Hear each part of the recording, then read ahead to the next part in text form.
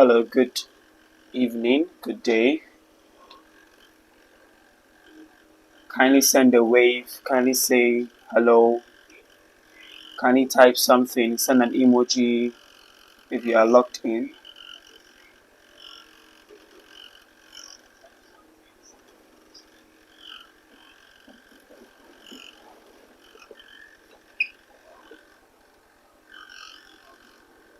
If you're logged in, send an emoji, say something.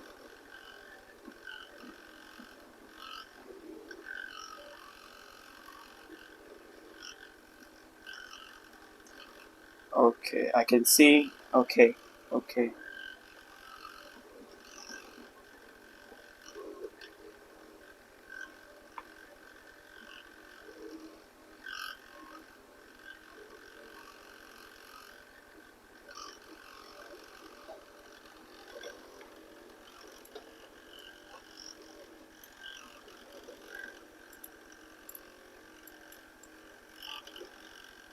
okay.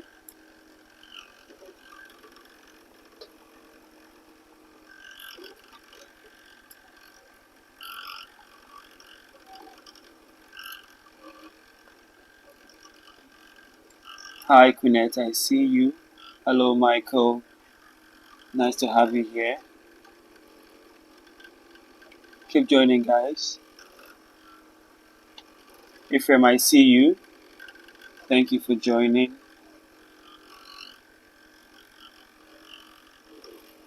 Hello, Grace. I see you too.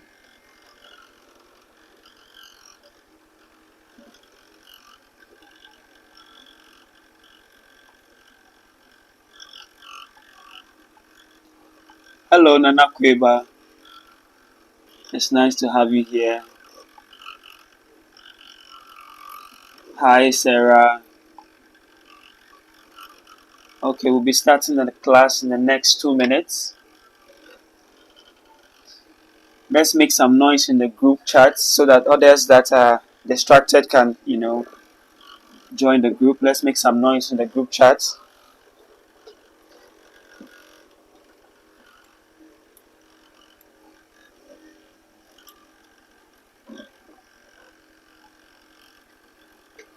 Let's make some noise in the group chats. We start in the next 2 minutes.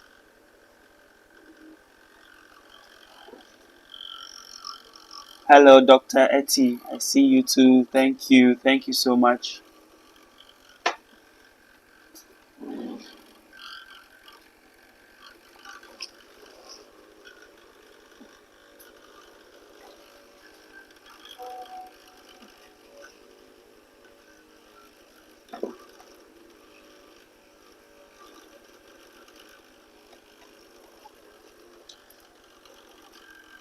We have 1 more minute. 1 more minute to kickstart.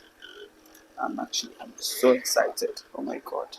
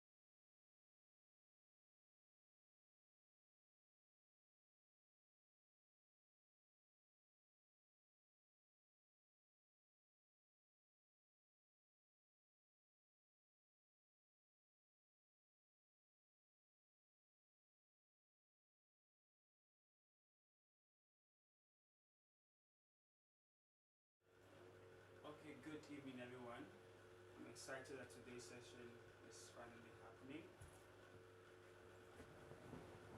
And today we're going to be discussing more about the phone. And because it's all about content, we usually use the phone. And also to everyone that wasn't able to participate in yesterday's class, the video is still available on YouTube. You can check it out. And before I start, can everyone hear me clearly? Can everyone hear me? If you can hear me, kindly type yes to signify that you can hear me.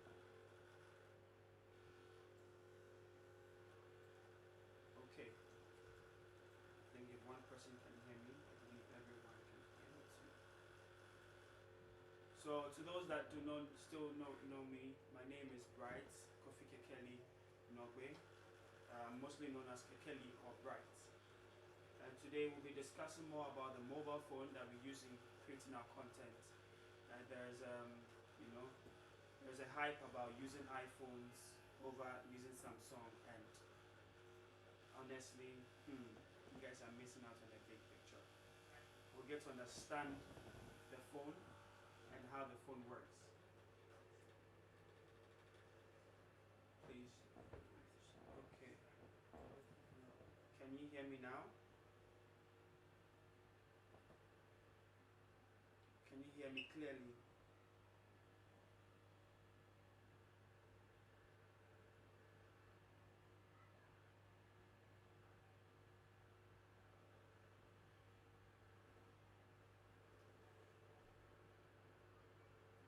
Okay. I'm receiving comments. Okay, my voice is low. Okay. I'm not sure what the cause may be. Let me bring my mic closer.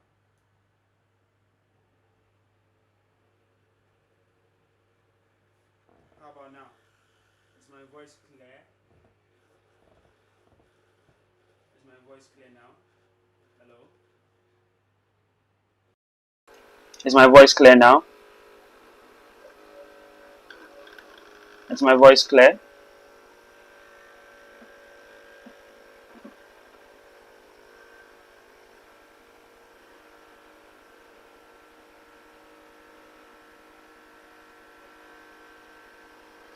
Okay. Okay. I think I have two audio mics connected, so I think it was picking from the other source. I'm glad everyone can hear me. Okay, so as I was saying, my name is Bright Kofi Kekeli.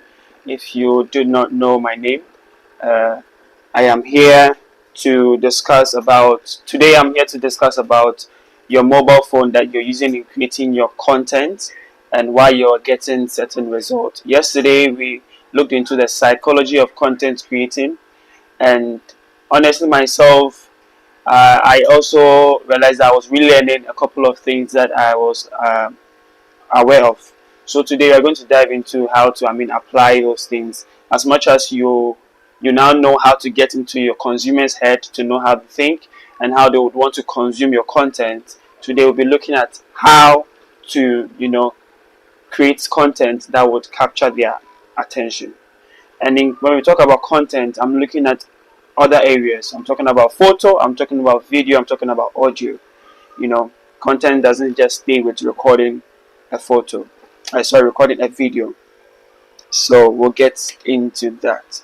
Before I start, I would like to just take this opportunity to say thank you to everyone that is supporting me, has supported me, and is putting him or herself together to also support me in the future. Thank you so much. This is a lot for me, and I would want to use the opportunity to thank you. Also, take time to subscribe to this YouTube channel so that anytime there's an information, a new video, you get the video instantly. You'll be notified. Don't forget to click on the bell button because that's what's going to help you get notification. So kindly take time. Before that, I think it could be an exercise. Let's just take time. If you've not subscribed, kindly go to our YouTube channel, subscribe, click the subscribe button. Please click the subscribe button. It is because of you that we are investing in something like this so that we can both benefit from it. Our community is here to stay. So kindly take 2 minutes of your time, visit the YouTube channel at Kelly Motion, and click the subscribe button.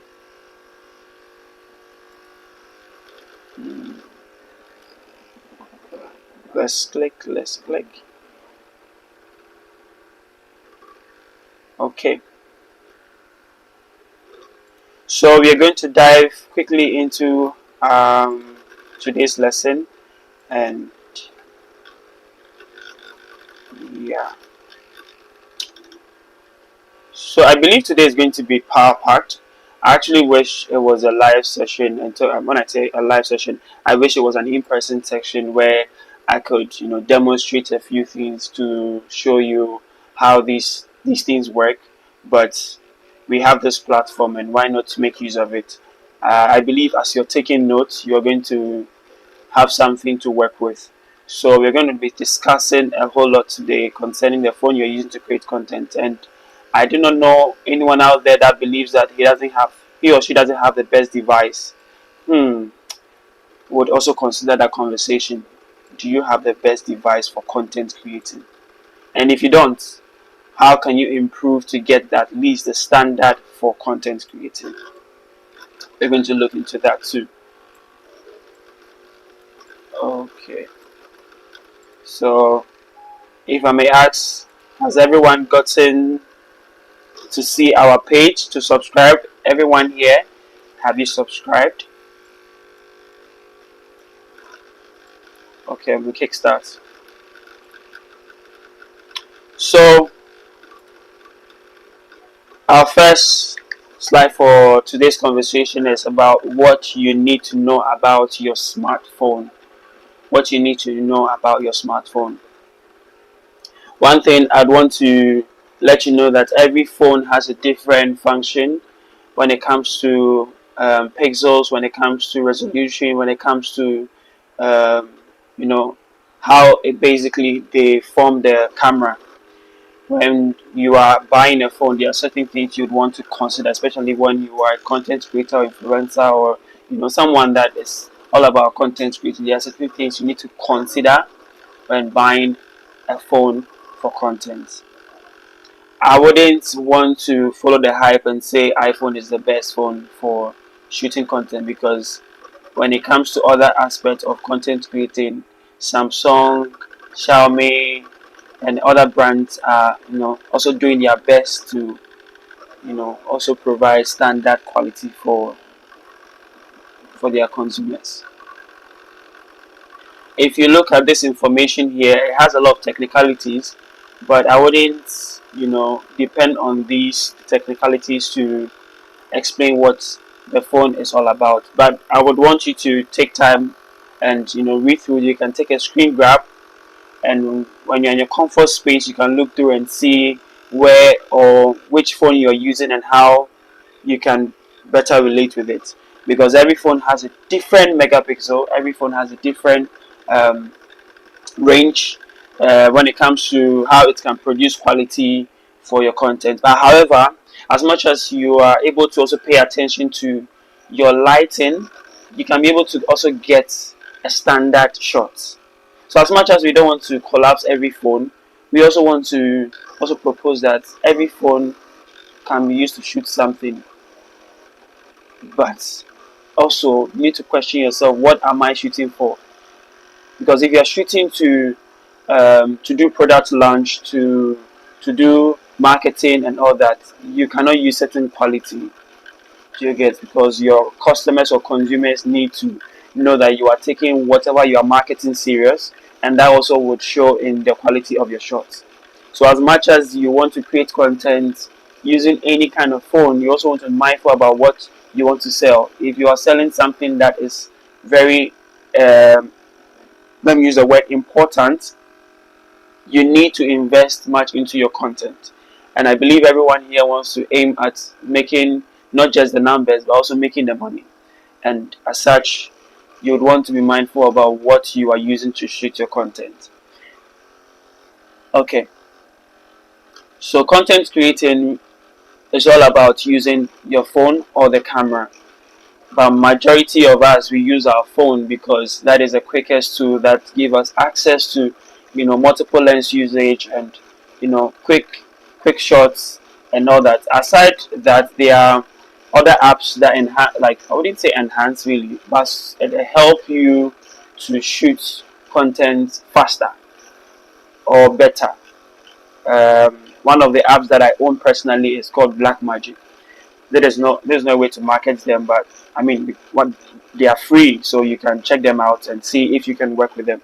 Blackmagic is one of the apps that I use personally to shoot um, content that I'm going to use it for marketing, especially because they give me room to manually manipulate my camera settings to the maximum quality I want to achieve. Okay, so I mean, these technicalities, one thing you want to see is that all the phone camera here are different. They are different type from different brands, and if you look closely at them, the more you begin to care about the quality of your phone, the more you begin to buy more devices. There was once upon a time I used to own a Techno, and I was using a Techno for content. I do not want to show you that shot because trust me, to today when I see it, I cringe a bit. But hey, that was my beginning stage where I was practicing content, not just focusing on the quality, but I was focusing on trying to tell a story. I was as much as I was trying to build a habit on creating content. I was also looking at when I can buy a better phone that can produce for me standard quality. I have moved from using a Techno to a 14. iPhone 14 to an iPhone 16.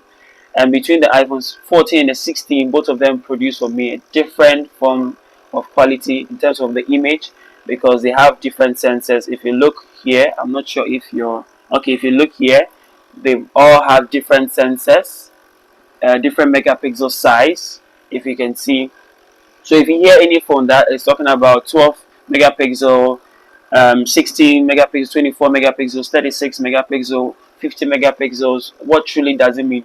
However, don't let this format, trick you into thinking that this same megapixel is the same thing that translates to camera megapixels. Because camera megapixels are different. They are bigger, they are wider than phone megapixels. So don't let anybody out there. This is to the people that will be creating content as a business itself, shooting for other brands or shooting for other brands to promote their products. Don't let them play you into saying that the camera is 12 megapixels, and so if your phone is megapixels, okay, my phone can do what your camera is doing. It cannot do what the camera is doing. They will both, yes, shoot the same frame, but the pixels, when I say pixel, it's more like a box in a picture. So if you zoom, I don't know if anyone has ever zoomed into a picture, you'll see that the picture is filled with boxes stuck together by each other, and that is what creates the picture. So megapixel for phone, just know that the phone has a smaller size in it, and the camera megapixels has a bigger size in it. They are both not the same.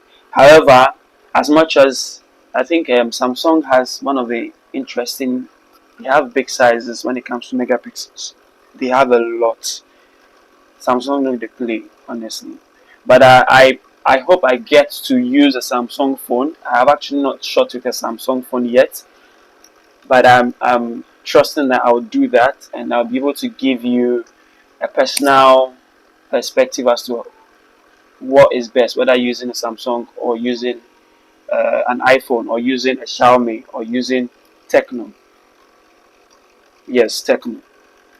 So I would want to, yeah, so this is an example of what I was talking about when it comes to the image sensors. If you can see this diagram, you can see how it ranges, right? So the camera here, you can see that it has the biggest image sensor. As it goes down, you can see what the phone have. So you cannot put all of them on the same scale. So when you hire or you book a person, or someone books you, book you for a shoot or something, and they are trying to compare that, or they are trying to make you feel that, oh, what you can do, this one too can also do. Just tell them that, yeah, this is what the phone can do, and this is what the camera can also do. This to Okay, this is an advice to anyone out there who is using a camera. So I would want so don't that was a jump. So there's a quick display of that, and that talks quickly about megapixels, where I just want to help you understand that the phone, as much as they would provide for you a good image, the same quality that cannot translate to a camera. That is the same way if your camera is giving you bad results, as much as it is looking bad, the megapixel in there is much larger than the phone. So they can both, stand in different grounds, but yet people can argue about it. So I would want to move from this place, and I mean, it was just a quick brush. This is actually one of my preparation notes for a book I'm writing concerning content and how you should understand your phone before you want to buy a phone for content. Okay, so you can screen grab this if you are interested in it. But however, this book will be ready. I'm trusting myself between now and in the next 2 months that this book will be ready and will be launched successfully. And I believe I am going to have that shared with you. If you're excited, kindly send some emoji into the chat box. If you're excited about this, kindly share something in the chat box. So we are going to be talking something about dynamic range. The reason why I'm taking you on this journey is because I want you to be able to capture or know that yes, there is more to using your phone than just shooting pictures and videos. Okay, dynamic range is one of the things you would want to be very mindful about, because that is what contains the details of your image. So the reason why most cameras are more preferable is because of one, dynamic range. Dynamic range, I think if you pay attention to, sometimes when you're shooting, the highlight of your image is too high and the dark side of your image is too dark. The one that is causing it is a dynamic range, and every phone has that in it. I think the iPhone gives you room to set your dynamic range, and I believe I would get to, maybe today or maybe another day, I'll set up a class and show you guys how to set up your phone. But however, we are going to have a practical section as we go along. So dynamic range, you want to try that. If possible, just point your phone to the sun and see how your phone is able to naturally, blend the colors, where your bright side of your image and your dark side of your image, you see how it begins to, bring out detail. If you look at this diagram here, you see that these are two separate images taken with two different kind of devices. But yes, the dynamic range in this one is shallow, because you see the dark side are very black and the white side are very white. Unlike this one, where the brighter side are still blue and the dark side are still, containing the roof detail. So dynamic range is one of the things that if you're not happy about your shot, that is the cause of it. If you're seeing your shadow side are too black, then you should know that it's not entirely your camera's fault. It is also caused by this small boy hiding somewhere in your phone called dynamic range. I believe I've mentioned dynamic range a lot, so I pray you guys don't forget this particular one. Okay, so the lens in itself works with focal length. Okay, focal length is basically the distance between your subject and the device. That is your focal length. And I think in many times people would say that, oh, I'm shooting portraits, and they will now turn to portrait feature, and they do not understand what really makes the background blur. when you come to the technicalities of how it works, especially when you're using a camera, it gives you more, in depth. But with the phone, everything is automatic. Everything is automatic. The minute you press a button, the camera naturally calculates the rest you need so that it now works for you. That is why I personally use Blackmagic, because I don't want one setting to affect another setting. Because if you are shooting, one thing you notice that sometimes your shot is not consistent. Like you shoot your first scene, it is looking blue. You shoot your second scene, it's looking warm.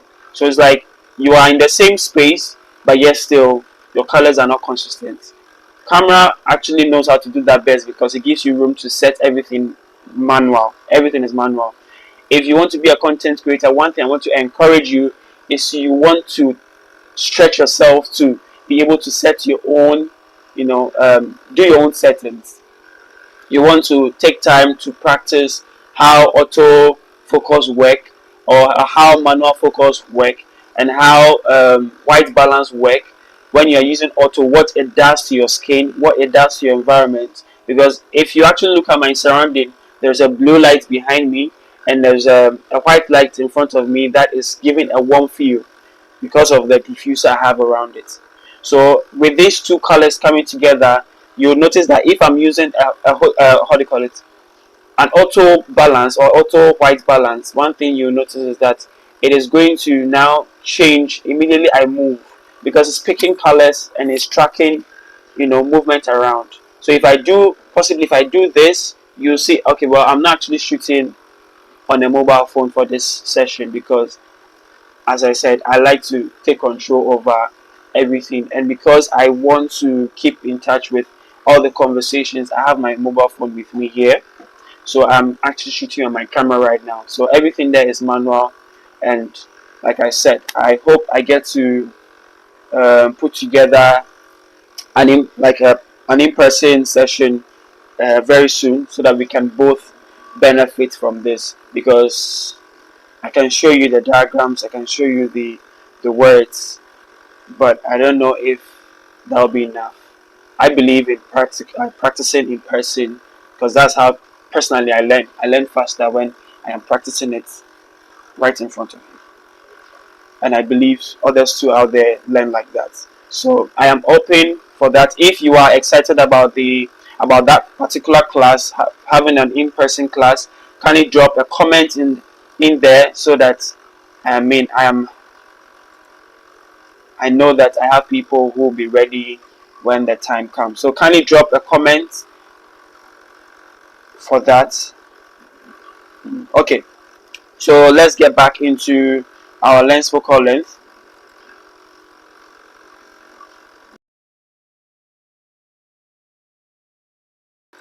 Okay, so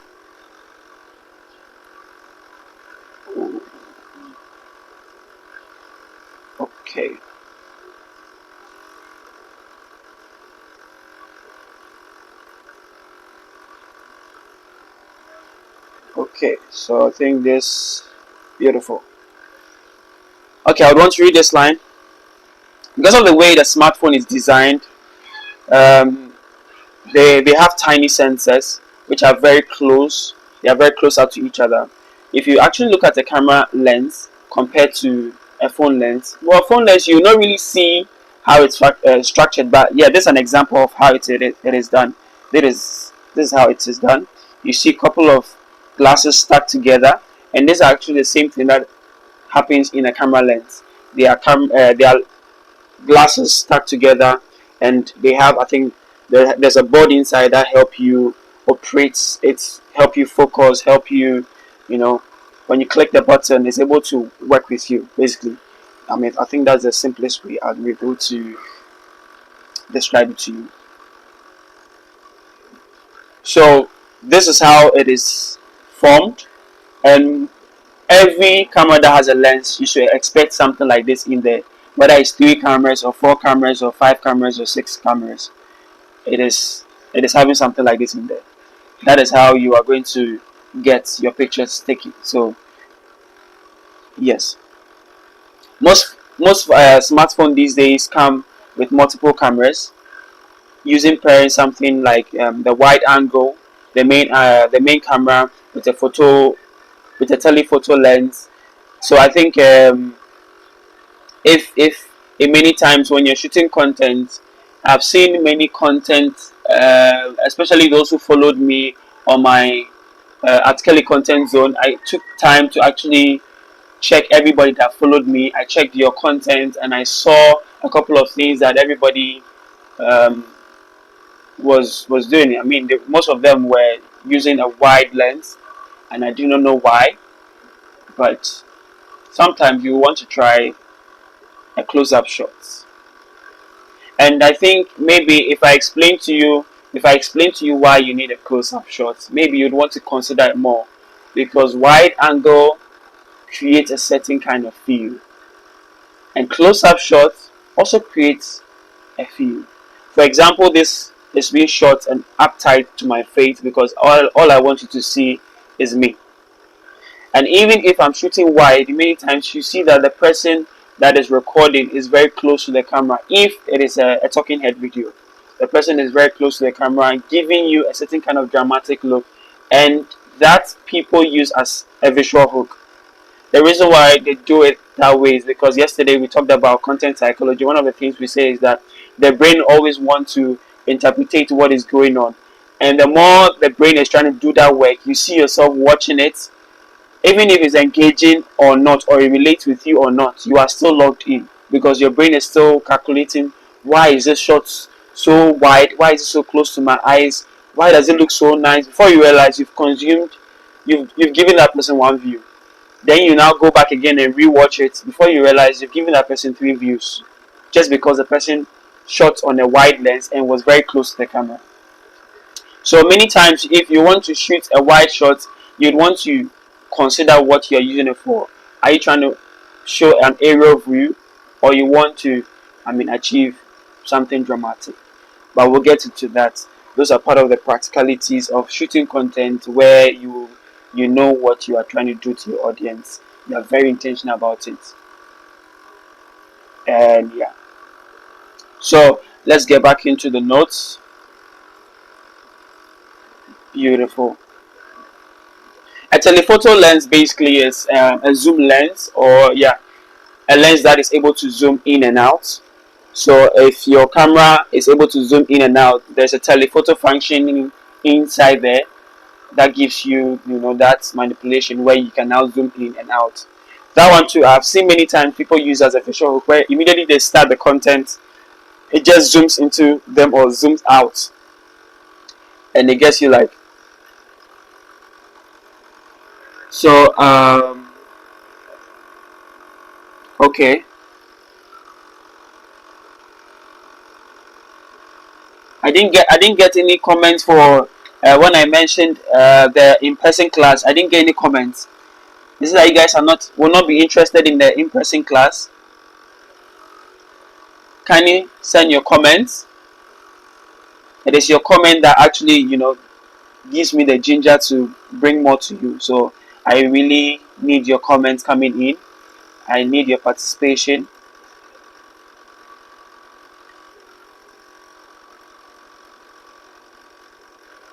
Okay.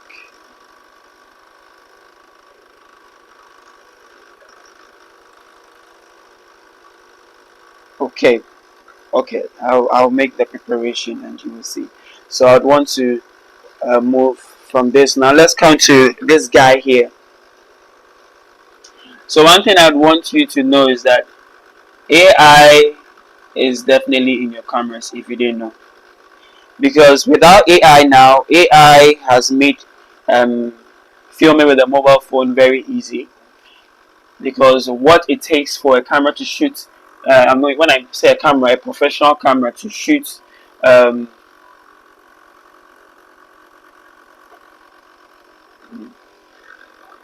what it takes, somebody said zoom. Okay. Oh Lord. Okay, we'll try our best.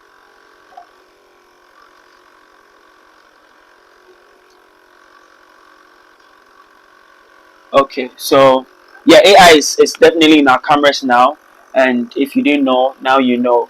AI has really added a lot of features to our cameras, and because of that, the camera quality has shot from 1 to 10. If you're wondering how most cameras get good dynamic range, it's not because they added an extra lens or they extended the lens or something. It is because they were able to implant something in there that is able to detect skies and make it look like skies, detect buildings and make it look like buildings, detect the natural colors of your environment and give it its natural colors. So that is what the AI does. I mean, beyond that, I mean, it does a lot. I hope to take you guys through. Okay. So one thing I want to now bring to your table: basic knowledge of photography, of phone photography. This is something you want to pay attention to, and one of them is exposure. Exposure. Like I said earlier, I actually took time to view, I think, all of you, your content, especially those who followed me on at Kelly Content Zone. If you are not following me, kindly take time to follow that page. It is a page that I have dedicated to connect with everyone that is creating content. And if there's anything, there's a discussion or there's a comment, I'll be able to put in there. So I follow back, well, as you follow. I follow back as you follow. And if I haven't followed you, I apologize. Kindly send me a message or kindly send me a notification, and I will definitely do that. I'll follow you back so that I can be able to keep track of everyone that is a part of this community. Thank you all so much once again. So, basic knowledge you would want to know about phone photography. Now, phone photography, basically, I'm not just limiting it to just photography. You can extend this to videography. But I stated photography because videography is a compilation of pictures that makes it a video. And that alone brings a body of knowledge as to why videos contain pictures. But we'll talk about that maybe another time. Another time, yes. So we need exposure, we need composition, we need lighting, we need frame, and we need perspective. I noticed that many of us did not pay attention to our lighting, we didn't pay attention to our framing, we didn't pay attention to where we are shooting and the exposure that we are shooting with. All that we know is that we can see ourselves, as we are looking beautiful, and that is it. If you are ready to, upgrade your content, one thing you want to do is spice it up. Put a bit of light in there. And if you can notice from my basic setup here,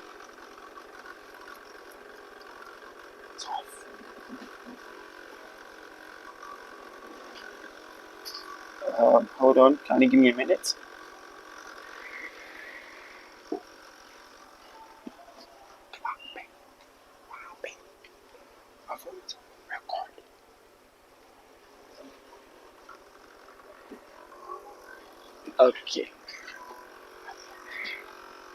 Okay, sorry, there was a technical glitch, but it's back now. My camera.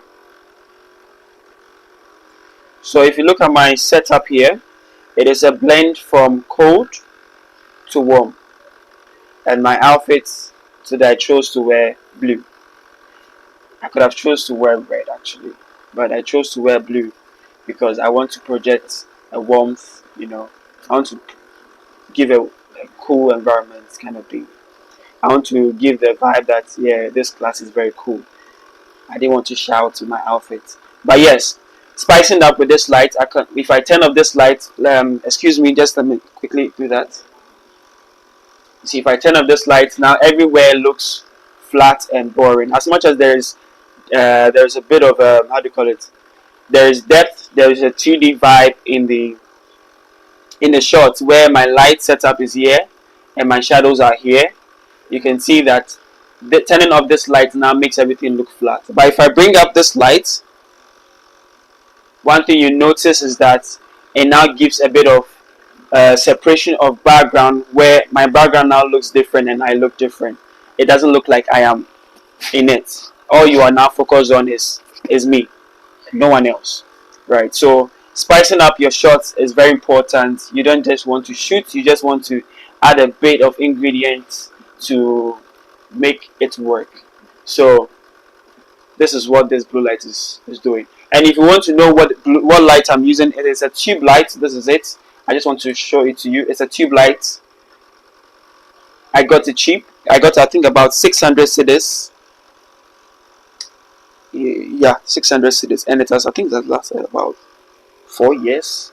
Yes, 4 years. That 4 years of investment. 600 cedis has stuck with me for 4 years. So I think, yeah, you can invest in your light setup.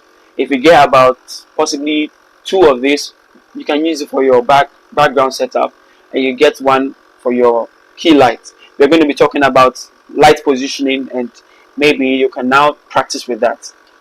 However, to those who are asking the question that I do not have light, I do not have stands, how do I start shooting your content?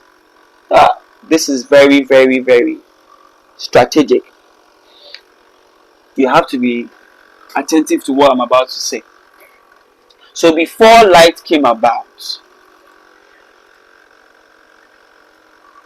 before artificial light came about, there was natural light.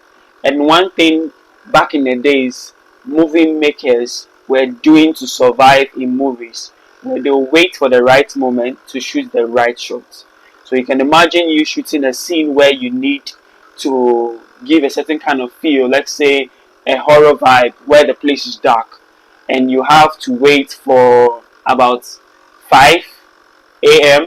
to somewhere about 8 or 7 p.m. for the daylight to go. Then you now get to shoot your 9 shots. You understand? But that wasn't productive, because after shooting that, if there's a mistake, that means you have to wait for the next night.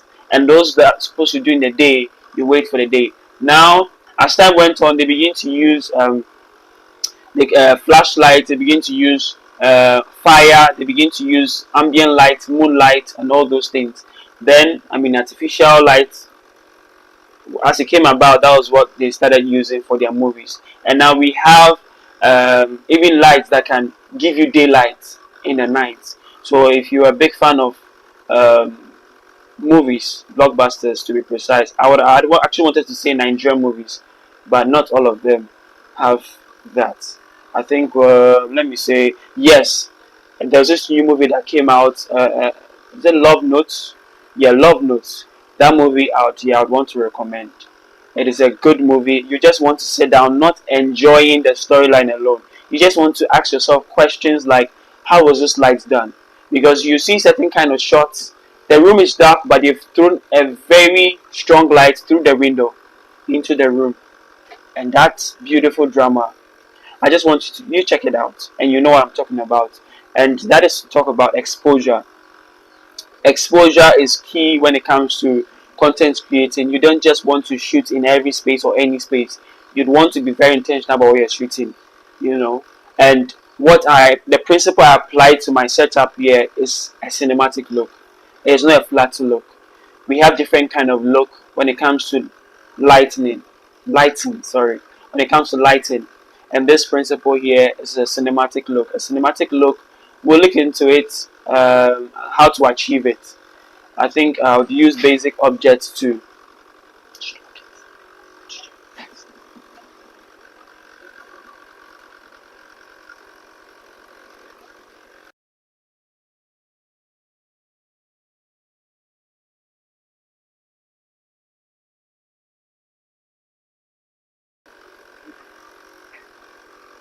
So, as I was saying earlier, um, one of the things you want to pay attention to is exposure. Exposure is key when it comes to content creating. If you are shooting with sunlight, you want to know what time that you want to shoot to achieve the right result. I would want to recommend early in the morning or the golden hour in the evening. So that is between hmm, 4 If you wake up at 4, you can catch it early enough before 6. That's 6 a.m. Or if you're able to catch it between 4 p.m. to 6 p.m., that will be a good time to shoot. The reason why I suggest that time frame is because one thing is you don't have the light way above your head. It's not hitting your it is not hitting your head. It is hitting you from this angle and it's looking warm. It's looking calm. It's looking bliss. So you can trust that when you're shooting with that, it's going to make your skin pop or glow. So one thing I want to recommend is that you want to aim at using those hours. I would want to repeat it: 4 a.m. to 6 a.m. After 6, I think the sun comes out a bit harsh, except that there's a lot of clouds. Or you want to shoot at 4 p.m. Between 4 p.m. you do your setup, then 4 p.m. to 6 you get your golden hour. These 2 hours give you the best light you can ever use. If you want to dare yourself and do 12 p.m. 1 p.m., just know that you have to now add a bit of your own, do you get me, technicalities. I know you have to make sure that everything is adding up, and I think I'll show you as we go on. I'll show you how to even shoot with the hash stand, because sometimes you need the hash stand. You need it. I sometimes love the hash stand because it gives me strong edges when I'm shooting with the sun, especially when I bounce it on the mirror and I bounce on the mirror back to the subject. Oh God, that is the best lighting you can ever have. When the light is hitting a reflector or a mirror or anything white cloth, when it hits it and bounces back to the subject. Oh Lord, you will love it. I love it, and I know you love it too, because it gives a very, very nice, glow on the face. So I'll show you how to do that as the class progresses.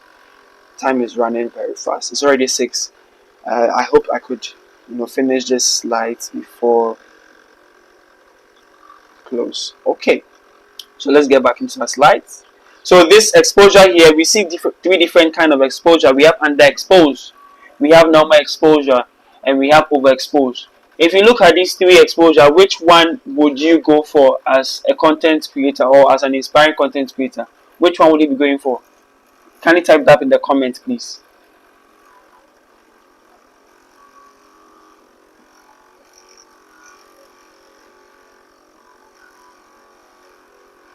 Kindly type that in the comments, please. I need you guys to stick with me, because today's session is very practical and I need everyone to be with me. I know today is Friday. But kindly stick with me. Okay, someone said the third. Oh wow, the third one, that is overexposed. You want an overexposed shot. We can't see it well. Okay, let me see if I can zoom into just the pictures. Just pardon me for just this one. Okay, so these are the 3 pictures. We have the first one, which is underexposed. We have the second one, which is well exposed, or let me say, yeah, is well exposed. And we have the third one, which is overexposed. The second one is cute. Okay, normal exposed. I like that. Okay, but you would have to defend yourself though. Why you would want to choose normal exposed? Do you know that Oppenheimer was one of the movies that actually used an overexposed shots, and they used it so well that I fell in love with overexposed shots. Underexposed shots, I think many times you see it in horror movies. Not just horror movie, movies that is trying to show sadness, depression, anxiety. They apply this principle of underexposure. So you would have to defend yourself. Why would you want to use the second one, or why would you want to use a normal exposed shot? What do you believe it would help you achieve? You can keep on. Please type in your answers. Which one would you prefer? Which one would you prefer? The first one, second one, or the third one?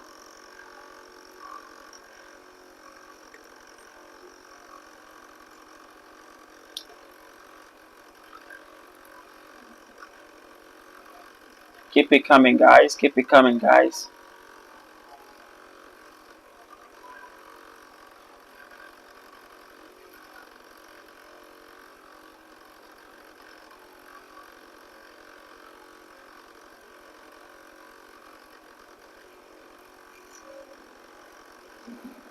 Okay, I like this. I like this definition, like, because the colors are calm and it brings the object out. Okay, I love where you're going with it.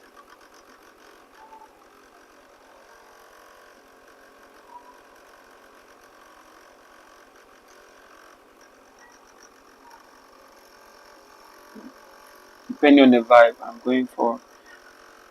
I'll shuffle between the first and the second. Okay, okay, normal expose. Okay. Well, I agree with everyone. Yes, and I think Bridget Boateng said something that depending on the vibe. So I agree. Yeah, depending on the vibe. Yes, normal exposure.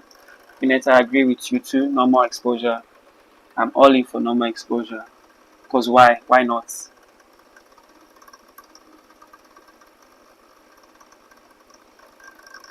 Okay, I'll use that as a background. Okay, okay. Wow, I have a lot of creatives here. Thank you all so much for the feedback, but keep it coming. Keep it coming. So these exposures are what you achieve when either you know what you are doing or you don't know what you are doing. These are what you're going to get. You're going to get these exposures. So exposure basically is how bright your photo looks. That is it. That is a basic explanation for exposure. You see some photos underexposed, you see some of them normally exposed, you see some of them overly exposed. And immediately you see it that way, just know that this guy knows what he's doing or he doesn't know what he's doing.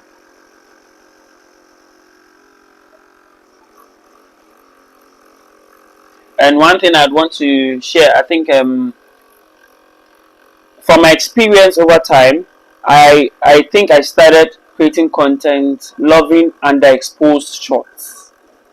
And the reason why I think I loved that was because of as a creative person, most of my should I say okay, well, let me not go that part. But yes, the reason why I love shooting using dark images was because of what I wanted to portray, and I felt like I connect with it easily. But over time, I noticed that it is different from what you like inside and what you want to, let people like. Because if I have to do what I like to get you to like it, then I have a long way to go. But over time, I started practicing using the principles and using the basic knowledge about photography, and it helped me because now because I was more about getting to make people like my content. I was thinking how they would appreciate the work, not how I want the work to look, leaving it just on me. I didn't want it to just be all about me because I want to sell something. I want to make something out of it. I want to get a response or a result. And because of that, I cannot just create anything. So over time, I now begin to learn how to apply these principles, and it worked perfectly for me, and I believe it will work for you too. So composition is one thing that we'll look at as time goes on, and I want to skip to the next slide. So lighting is one thing you want to consider when it comes to exposure. Exposure is all about lighting, how you use your lighting. Many phone creators do not pay attention to where they are shooting, especially when it comes to lighting. So this diagram here shows shooting under the sun, especially to those that want to shoot at 12 p.m. Well done. Don't shoot at 12 p.m. But yet you don't want to apply the cheat code that will help you get the best results. If you look at the child in this photo, the child is so happy just because of what is being placed in front of her. The child is not suffering. Look at the child, happy because there is no sun that is affecting the eyes, especially. Do you get? So, and if you look at this part, I don't know why they chose these pictures, but yeah, you can see the effect of using harsh sun. You don't even get to shoot joyfully. But I'll teach you a beautiful way to go around this, because sometimes you need it. Sometimes you want to use it because the time it matters. You need to make money at that particular time. You can't wait for another time. So yes, we'll talk about how to achieve results using the sun. The sun is there to bless us, not to curse us. So we'll learn how to use the sun to its maximum capacity. And to those who want to invest in artificial lights, please keep on saving, because you need a lot of that. Oh, okay, that's too fast. Okay, so many phone photographers find natural lights very useful, and I am one of them. But artificial lighting can give you room for dramatic look, and that is one thing you should know. You get the opportunity to shape the light of your artificial light, but you don't get the opportunity to, control fully the natural light, because the natural light will give you what it gives you. Artificial light, I can dim it, I can increase it, I can reduce it, but who will give you the keys to go and dim the sun? Do you understand? You do not get to reduce the power of the sun, except you have accessories that can help you do that. One of them is reflector. Reflector does a good job at that, or a cloth. It helps you cut the sun. But in cutting the sun too, you have to be very, very skillful about it, because the more you are taking away the sun, you know that the direction of the sun, it comes like that. But when you diffuse it, it spreads. So you should know that as it's spreading, you should know that it's going to different areas you might not want it to go. For example, I am shooting with an artificial light, and I actually wish I could show you the light I'm using. As much as it's big in front of me like that, it has been shaped. It's called softbox. I'm using a softbox. I've been able to shape the light to just focus on hitting this side of my face, forgetting about this side. If it was the sun that was coming straight up, hitting me like that, one thing you would see is that it would have diffused and fill up this face, just like you are seeing in this picture. Let me project that quickly so that you know what I'm talking about. So this picture here, you can see that the sun has filled her face completely. There is no form of you trying to, create a shadow side or create a bright side. Everything is just completely filled up. And I don't know if this. Okay, I don't know if he is here. There's this particular person I was hoping I could address, but I think I'll call him in person and maybe we can look at it if he's willing to go on that journey with me. So this is what the sun will do to you if you're trying to create a cinematic look. You will not be able to achieve it because, okay, well, you can actually be able to achieve it, except you are having the necessary accessories, or yes, accessories, equipment, yes, to be able to shape the light. So if you can see, the results are different. So I'll quickly move to the next slide, because today I want to cover a lot and the time is running very fast. Okay, so you can see here in this section here, it talks about how they are using artificial light. Okay, in many cases when you are using artificial light, as we've been able to state, one benefit of it is that you get the opportunity to shape it. But in shaping it too, you need to be skillful on what you are doing, because one thing you want to achieve is to make sure that you separate the subject from the foreground or the background. You want to make sure that everything that the viewer or the consumer is seeing is all about you. Everything around you complements you. It doesn't take away from you. For example, if in this shot that in this class that we are having, if in this class that we are having, there is a big flower pot over maybe here, is it? Yeah. If there's a big flower pot here, you understand? One thing that in composition one, it is going to it's going to take attention from me. Two, if the color is too bright, it is also going to take attention from me. So that means if I want to put something in the frame, I have to either put it far away as a foreground or right behind me basically. So you'd want to do that. And also the colors that you use for your shots must complement each other. I don't know. I don't think I actually put together color profile and how to use color. I don't think I actually did that. But I promise you, would have this class again someday, and I'm going to help you know what color to choose when you're shooting your content. Because if you are wearing just any outfit, sitting anywhere, that also speaks a lot. If you are, if you want to give hot gossip, there's a kind of colors you can have around you. But if you want to give a cool vibe, if you want to give what's it called? There was just content I saw one time, and everything in the person's face was brown and white. Because I love brown, I just enjoyed the content because why not?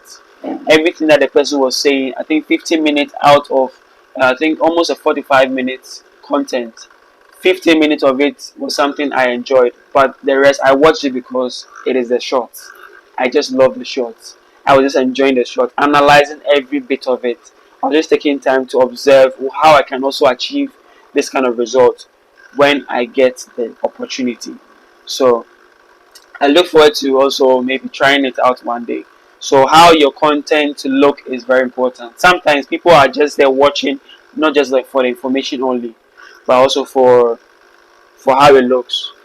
You know, because after if you have to appreciate, sometimes you talk about the conversation you're having, sometimes you talk about what you're wearing, sometimes you talk about your background and where you are. Comments come from different angles, so you want to be very intentional about what you're choosing for your content. So be back to so the image above is an example of using artificial light setup, and this mostly is done when the low light or the light around you is well controlled. That's one thing you want to know how to do, because when you're using artificial light, you need to know how to control it. Don't just turn on your ring light and you're shooting. I mean, people enjoy the fact that, oh wow, my skin is glowing, but they don't know what is going on behind them, because I mean that's not what they wanted to do. They just wanted to show themselves off, and that's it. If you watch most of the slave queens, if you ask themselves why don't they shoot in their comfort space, why do they have to go all the way to Dubai to shoot something that to help them in the term like to influence, basically influencers, they always want to show luxury, they always want to show they want to show luxury, they want to show because people like progress, they want to see themselves doing what you do, and because of that I will give you what you want to do so that you come to follow me, so we do it together. So influencers will go to places they don't own, places they can't afford, just to shoot content, and they'll get hundreds of followers because yeah, I want to be like you. You get? I want to be like you. I want to see myself in so and so. But please don't spend money you can't afford. Some people go beyond, just to achieve results, and that is not the best. Especially if you want to grow consistently, doing something for making positive impact. You want to be, living in your means, achieving great results as you grow. As you grow. So that is to say that yes, influencers go all the way out because they know that will catch your attention. If you see them standing by a Ferrari, you are going to watch it twice because you ask yourself that one question: how he gets the money? How did he make that money? How did he get here? So scammers are also using that same trick. As much as you, before you fell for it, you fell for the content. That's where it started. Content psychology. They they post for you what you like, and because you enjoy what you enjoy what you like, they give you what you want to see, and because of that, you fell for it. So that is to say that if you also want to put yourself out there, just put yourself out there in a way that it is more presentable, it is likable. You don't just want to do it, you want to do it, but yet have a standard where people can come back and enjoy what you're doing. So, like my small space that I'm shooting my content, I'm shooting my comfort space, and I just did this too because I know what it can impact you as a viewer, and just small graphics over there just to keep you hooked on what we are doing here. So it is very intentional. I could take it off and the whole place look bare. I wish I could have actually added my name, but later I was like, I don't want to do too much for now. Graphics really help when you're shooting content. So if you see text that is passing on your, I'm okay. I think I'm deviating a bit, but I'll get into that. That all is to say that it works when it comes to content psychology. It helps the people engage. Those who love to read are hooked on and they are reading. I don't even understand till now why people watch Korean movies while they don't speak their language. I don't know why, but I guess it is what it is. So this is an example of using natural light, but it's properly shaped. So this example it is to give you hope that those who want to still shoot using natural harsh light, there is room for you. You just have to find the right spot. Applying all this, applying the exposure of the space, the composition as to how you have to frame, the lighting of your environment, the frame where you are shooting, the frame in which you are shooting, and the perspective. Do you understand? I'll get into that. And quickly, I have a lot to cover before it's 6:20 already, Ghana time. So let me quickly jump into that. Composition. Composition. I think I jumped. I actually would want to, after composition, I would want to go back to exposure just to talk about the three setup that works when it comes to lighting.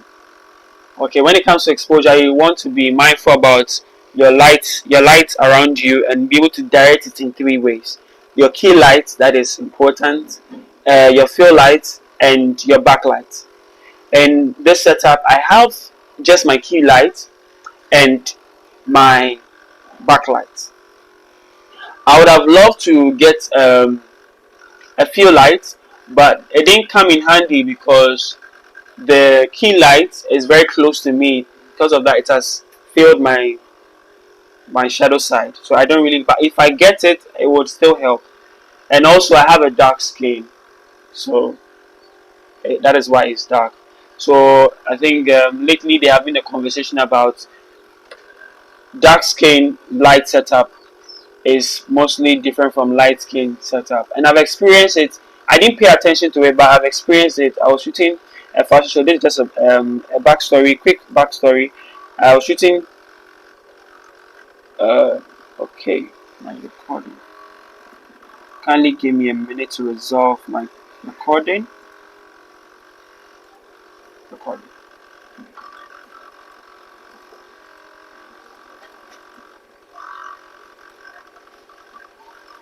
Press and press again.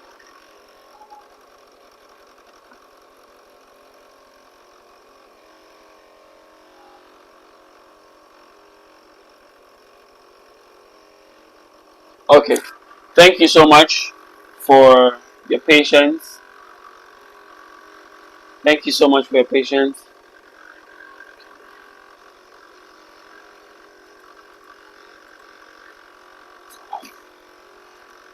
Okay.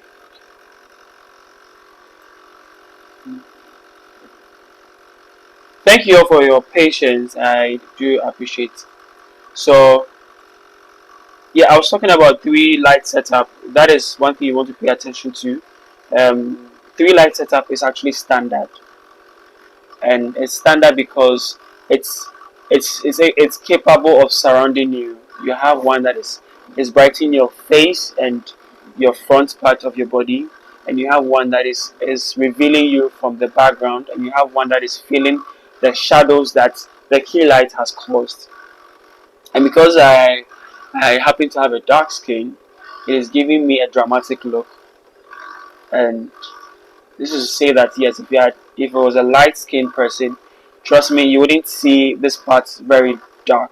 It would be looking bright because skin reflects from walls. My walls are white, so every light that hits the wall would fill that part. And because I have a dark skin, it absorbs. Yeah, so your skin actually also does. Um, it participates in your light setup. So know your skin. If you didn't know your skin before, if you are light skin, you are dark skin, and you are not sure, you should go and check. Find your hospital and check. Okay, that was just by the way. So this three light setup, I'll dive into it later on. But I want to talk about composition. Composition, many times we do not pay attention to composition because all we want to do is stand in front of the camera and film. But in composition, I think there is this thing that I want to let me increase this. Um, to the dog lovers, please, is just an example. Okay, look at the principle I'm about to talk about, not the dog. So this I know you see on your phone. If you haven't activated this rule of third, kindly activate it on your camera. And I don't know if I should deviate quickly to help you know where it is in your settings. Okay, okay, this is what I would do. So from today is 27th, right? So from 20 from tomorrow, that is no, from Monday, that is on the 30th. I want to open. I would create a link, or I'll create uh, a place or a platform that anyone that wants to have a conversation with me personally can quickly, sign up to that, and I'll be able to have one-on-one conversation with you so that you can, set up your basic, you know, the basic things you need for your camera. So that is, so if you're not here, just know that you've missed this opportunity. So from the 30th, I'll open the slot from 30th and 1st, 8th, 9th, 10th, 11th, 12th, and 13th. So these are the dates I would open the platform for anyone that wants to have a private conversation with me.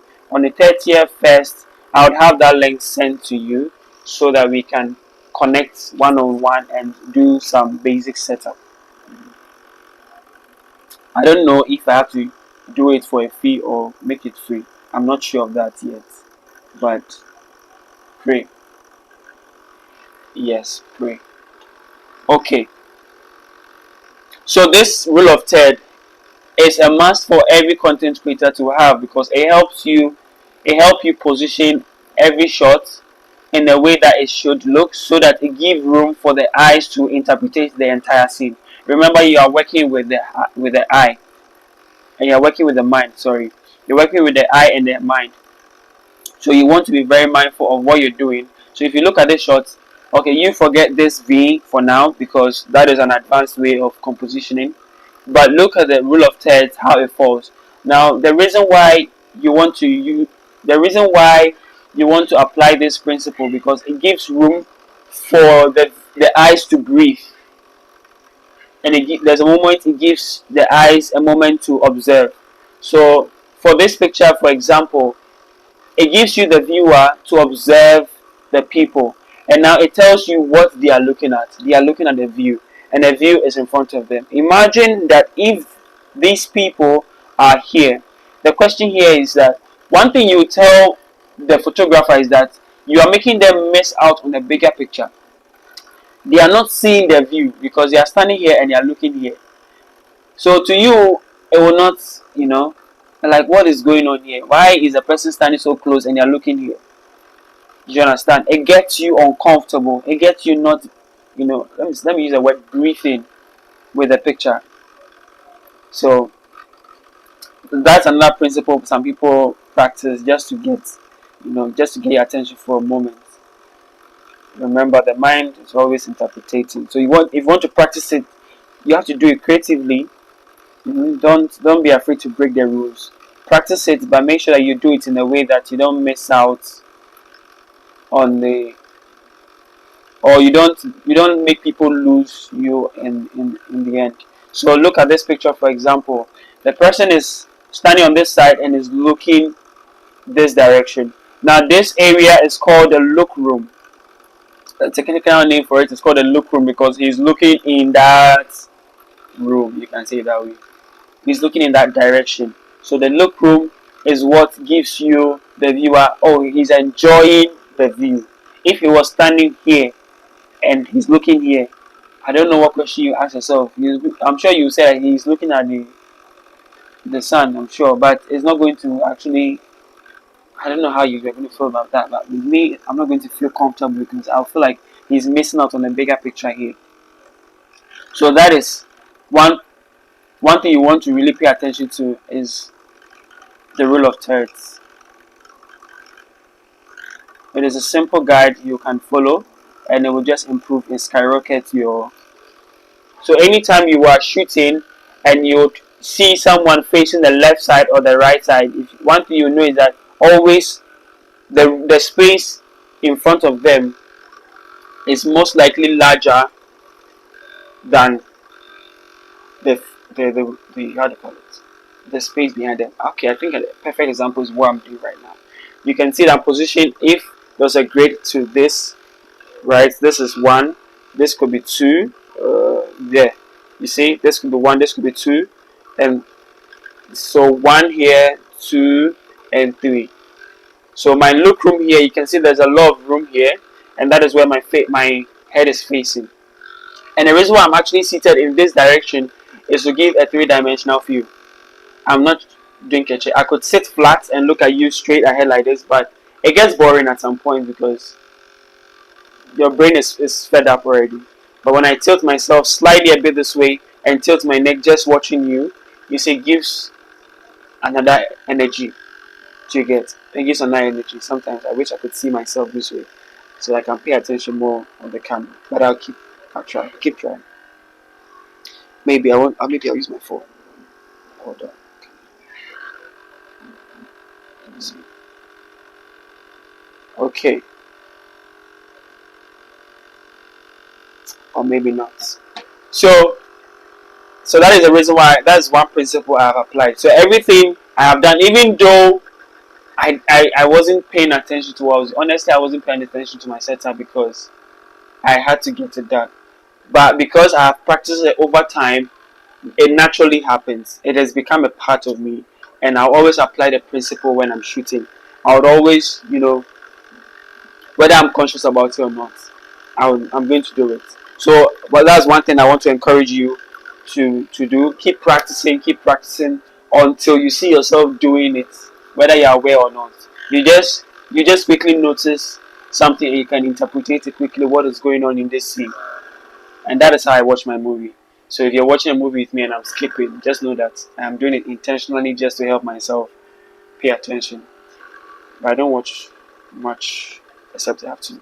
So yes, rule of third, basically I'm applying it in this frame, and that is what is helping me have more room here and having less room here. Okay, so that is very important when you're shooting content. You don't always want to sit straight like this. You don't always want to sit straight like this, looking straight up into the camera. Yes, you can look straight up into the camera if you're still tilted. But me like this, talking to the camera, at some point, if what I'm saying doesn't resonates with you or that you can't relate, one thing you find yourself doing is you scroll, because the short itself now you are done interpreting. Your brain is done doing the work. You understand? Visual hook keeps you locked in for hours. You can watch something for hours and it'll just keep you hooked in like that. So rule of third is very important because it keeps the entire shot looking three-dimensional, where those are, the ones that are going this way are like this, those who are going this way are like that. So everything is not, it's not like that. So let's get into the slides. So composition is key when it comes to shooting, and one principle you want to apply is rule of thirds. A rule of thirds actually is not just the only one that you can use. There are other techniques, and what I'm about to show you are the advanced ones when it comes to composition. Because if you get to know about these, trust me, you can even end up being a filmmaker using your phone.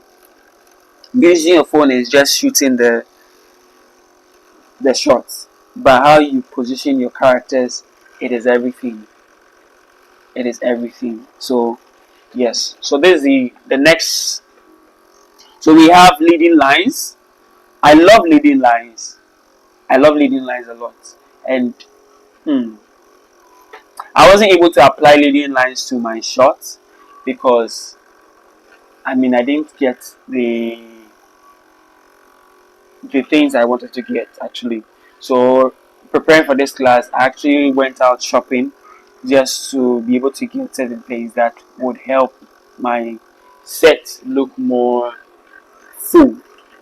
And one of the principles that I applied was leading lines. Leading lines basically direct the eyes from one point to another. So if you check, I did some I got some picture and I did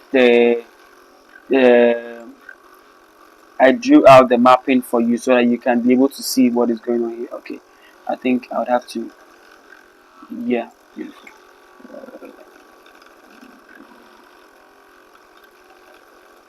Okay, so as you can see here, leading lines here, as much as these people are here, you can see one principle it is breaking is the look room, because they are facing this direction, and if you look, their look room is little. But as much as they are breaking the rule, the eye is still intrigued because there is a leading line. There is something that help you direct your eyes. So even if your eyes is focused here, you end up, viewing what is going on here, because everything is directing over this way. Everything you see, this line, this line, this line, this line, everything is directing over there. I don't want to stay too much on this because many times content creators, especially up and coming, we might not entirely be applying this principle, but yeah, I want you to still be mindful of it just in case you get the opportunity. So this is another one, leading lines. So you see, if you have a balcony and all that, you can practice doing this.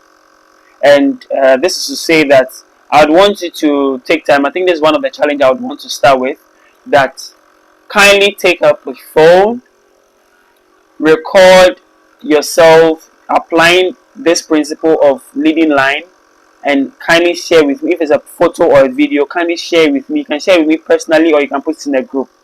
Okay, so between today and tomorrow, kindly find a spot and do that recording and send to me. If it's working, I'll definitely let you know. Okay, if there's something you can improve upon, I will definitely let you know. But I want you, this one task I want you to try to identify leading lines and shoot around that area.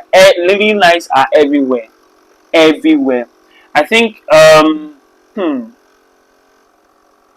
okay, I will practice it when we meet in person. Yeah, but leading lines basically is what drives your viewers' attention back to you. So in this picture, let's take this one off. for now. Let's take this one off. Let's look at this one. These pillars are matching with the subject. So if these pillars were on this side, one thing we'll notice is that all that we would see are standing objects. But because the person was looking for a leading line, as much as this is there, there is this that is also heading in a perspective way, leading to another part. Now, as it's going, would come back to you. Anytime I'm distracted or I'm viewing something here, my eyes would come back to you because there are objects around you that is communicating to the brain to bring my mind back to you, bring my mind back to you, bring my mind back to you. So shooting content is not all about just sitting down. If you want to shoot outdoor, you can go for stuff like this. It helps, and I do it a lot. Anytime I go to a space where I don't have good lighting, I don't have good what. At least I know that I can trust that I can find leading line objects. I think I shot a graduation video like that for my little brother when I went to shoot his graduation photos. So a lady wanted to shoot a quick video of herself, showing that she has graduated. And it was an impromptu discussion. I was like, why not? And that was the only thing I applied. I shot her on the balcony. I shot her walking on the pavement. I shot her. So everything, like all the attention is on her. All the attention is on her. As much as the background was, it was blur. Everything that I applied, all the principle I applied was leading line, and that is what she was happy to see that content, and myself, I was happy to know that I made someone happy. So if you watch blockbuster movies, please, if you see anything in movies, all you just want to do is apply it because they know what they are doing. So leading lines, another example is this one. So as much as this shot is even blurred, if it was a movie, if it was a video, one thing you notice yourself do is you be waiting, and you be watching is here because there's nothing here. If you watch here, it's going to bring your eyes here. And if you watch here, it's going to bring your eyes here. If there was a painting on this wall, before you realize, you move your eyes from there to here. If anything was something was here, you end up watching, bring your eyes here because all the lines they are forcing you to look at a particular direction. Indirectly, this is what we call subtle. I think I've forgotten the name for it. But yeah, it communicates with it's indirectly subconscious. Yeah, it's subconscious. Oh, what's the right statement? It communicates with your subconscious. Yes. So that is one thing that's one trick that you want to consider. So anytime you see yourself, everything is narrowed to you. Try and shoot content. Trust me, you would get good results, especially if it has good lighting. So I believe I'm exposing you to other areas of content creating, and kindly send your feedbacks. I really appreciate your feedback. I would want to know if you have been able to write something, if you've taken note of something so far. I really appreciate it. Kindly send in your comments, send in your reaction. So we'll move on to symmetry. I think this is one thing we do not practice most often because we don't see the need, especially when we have to shoot quick content. All we just want to see is, we are standing in there. But if you've done real estate content before, you see the importance of using symmetry. Because line of symmetry you would come to appreciate when you are shooting, especially architecture. And if you are in it, good. If you are not in it, good. Because the shot will stand out regardless.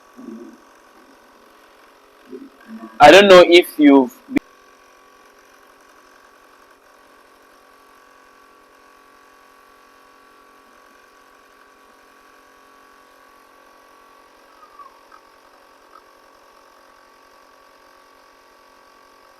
Can anyone hear me?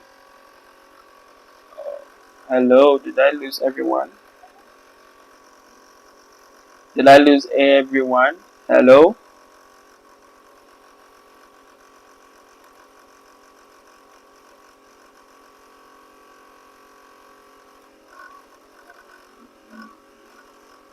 Hello.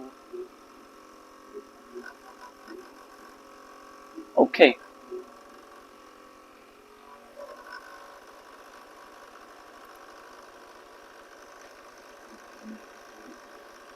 Okay. Okay. Okay. Okay. So as I was saying earlier, so I see um, line of symmetry. I see it as most of the times I interpret it as, when you see twins, you see one person and you have another person that looks like that person. You see how beautiful it looks. So that is how line of symmetry is. So when you see one side of the picture, and you see the other side of the picture, and it's like both of them are the same. I don't know I don't. Well, I can't. I don't know. I don't know about you, but if it's something that you find it fascinating, kindly drop a comment, because I don't know if it's only me or I'm exaggerating. Kindly drop a comment. If you see a building that both sides are the same, you can literally draw a line in between, and it's just perfect, and it's the same. Kindly drop a comment. So basically, that's what it does. It does something to your eyes, to your mind, that you are like, this is just beautiful, and it works everywhere. So that is one of the challenge I would want to put across. Kindly take time to record or take a picture using leading lines, using line of symmetry, using other composition method, rule of thirds. Kindly use them. Send them to me. I would love to see them. I would love. Kindly send them to me on either my personal number if you have them, if you have it, or you can send it to the group. I will still appreciate it, and we'll still talk about it regardless. This is a community that is here to stay. Okay, and one thing I would want to. Okay, yes, I promise that I'll come back to lighting. So now me take the opportunity to talk about lighting. So lighting, let me bring up my notes. So this is what you need to pay attention to if you want your shot to look good. Okay, as much as we are having the composition, we are having all other things like framing and all that, you want to also know how to set up your lights. And we'll start off with key lights. I'll just jump to this part. Key lights. Okay, sorry, the notes has more text. I wasn't hoping it would look like this. Key light, you can say it is your primary light. It is your primary source of light, and in many cases, that is the brightest light. If you look at my shots, you can argue with me that yes, I am not having the brightest light facing me. You can argue with me, but this is my brightest light. This power is on 60. That is, I'm using the aperture 120D for my key light, and it's on 60 right now. Is it 60? Can you check? 60. Yes, it's on 60 right now. And my backlight, it is on 52. But this is a tube light. This is a tube light. So between this and this has more power. This one has more light hitting me, and because of that, it has filled the entire space just for this guy to come in and do the magic. And because the color is not the brightest. If you are thinking it's the brightest, okay, let me. Okay, so they want to get into key light. Key light, it is your main light, and in many cases you would want to angle your key light 45 degrees facing you, just like what I've done, and that is the standard. Honestly, it's not a must. It's a standard. And if you remember earlier on, I was talking about the hours you can shoot using the sun. The sun, in many cases, from where you are on the ground, except you are standing on a mountain, but when you're on the ground, as where I am, one thing you will notice is that the sun will be 45 degrees facing you, So because of that, it doesn't cast shadow here, it doesn't cast shadow here, and it doesn't cast shadow here. I would want to go back to this one, this particular diagram, to show you what I'm talking about so you don't miss out on the information I'm talking about. Okay, so if you can notice carefully, the sun is most likely 12:1, and because of that, you can see there's a heavy shadow here. There's a heavy shadow under the eyes, even to the extent that she can't even lift up the head. There's a heavy shadow right under the cheek that she's smiling. There's a heavy shadow here, and there's a heavy shadow under the neck. Heavy shadow right under the what's it called? Hair, and that is basically any part of her body that is not directly facing the sun. It is, how do I explain this? For example, yes, I think we all understand how the sun works. I'll just want to use my speaker and maybe I'll. Okay, so this here is my speaker, right? And this is a flat surface. It is facing you, and I mean my light is 45 degrees angle anyway. But okay, let me do it like this. So if I do like this, you can see there's a hash one facing it. You see, because of the diffuser. If I take out the diffuser, the light that is going to come out from this light is going to be as the sunlight, because it's going to come to me direct. And because I'm using a diffuser, it has diffused or blessed the light, basically. Yeah, so this one here, as you can see, it is, as much as it's well diffused, you can see the colors and all that. You can see that here and here is black. Oh my god, let me use something that's white. Okay, I think this will do. So this will do. I hope it works. Yes, so this is it. So here is facing the sun, here is not facing the sun. If you face the camera, you see. Okay, if you can see actually from where I'm sitting, I'm sorry, I wish I could move the camera here, but that would destroy my setup. Bear with me. That is to say that the in-person class, you are going to learn a lot, so I'll definitely prepare towards that, and we're going to have a wonderful session. And to those that are not in Ghana, if you are in Nigeria, I'll consider coming to Nigeria. If you are between Ghana and Nigeria, if you're not in Ghana and Nigeria, I don't think I can come. We'll have a Zoom. Maybe we'll have a Zoom, and would feel comfortable to move the camera around during that session. So yeah. So if you're in Nigeria, you're in Ghana, yes, you can anticipate for this class. It will definitely happen. So, and if you are outside of Africa, no, let me not say Africa. Before those in South Africa, maybe will be expecting me to come. Well, I'm not sure yet, but I can promise you that currently I can focus on Ghana and Nigeria. But as our course progresses, I promise that I would visit any other country. But if you're not in these two countries, for now I can do a Zoom call or a personal consultant call with you, so that I show you what I'm talking about. But yeah, we're talking about key lights.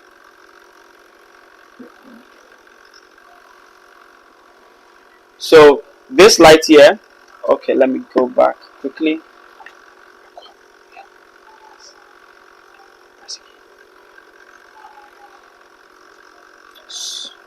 Where is my camera? Okay, beautiful. So if you're actually in the room with me, you see that here is dark. The immediately I tilt to this side, this light begins to fill this side, because now it's hitting it. But if it's like this, when it's hitting here, you can't get access to this place.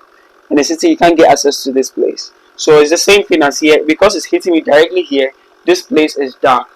You understand? So that's what it's going here. But because it's not too sharp, it's not because the shadow is not too sharp, it's because I have a diffuser, a white diffuser that is cutting the main light, the source of the light. That is the aperture 120D.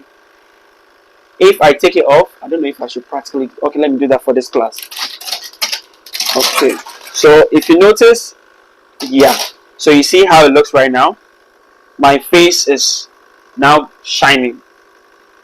I look like, yes. So this is how I look right now.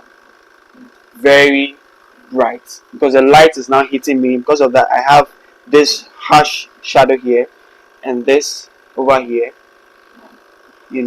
very strong. And now here is very bright compared to before where the light was diffused. And the natural diffuser that we have uh, is the cloud. So I would want to quickly pause the video and fix my light. I'll be back. Give me a minute.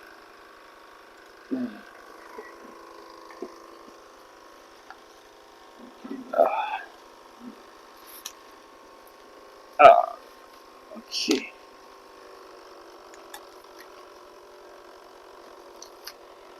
Oh God.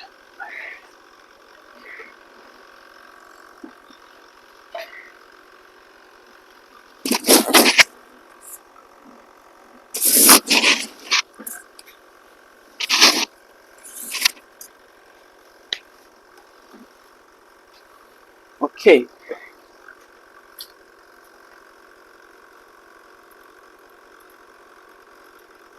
Okay. I am back, and this is how I currently look. So if you notice, my beard is not as sharp. My shadows are not as sharp as they were, and my forehead is not as shiny as they were when I, took off that. So that is to say that if you want to shoot at 12 o'clock, no, I'm sorry, 12 p.m. If you want to shoot at 12 p.m., where the sun is right above your head, just know that you and this lady are going to have the same experience. You and this lady are going to have the same experience. You are not going to be smiling at all. If you choose to smile, just know that your cheek, your nose, your under chin, your eyes are going to have serious shadows. So that is one thing you want to pay attention to. How do you solve this problem? How? How do you solve this problem? So we're going to look at that quickly before we jump into one.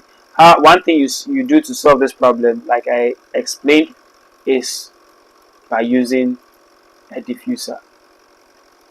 What one thing that a diffuser does is that it's, like I said earlier, when the sun is shining directly to you, it comes as a straight line. It's like a ray coming straight to you.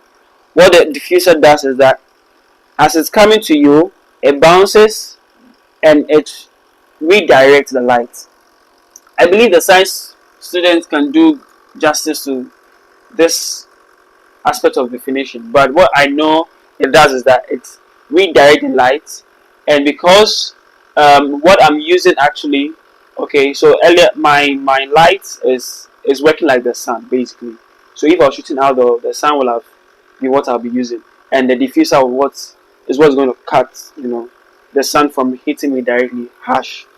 So what the diffuser is doing is that it brings the light, regardless. It's now pushes it in different directions, so it doesn't come directly at me like that. It's pushed around and fill my environment, and now it bounces back at me.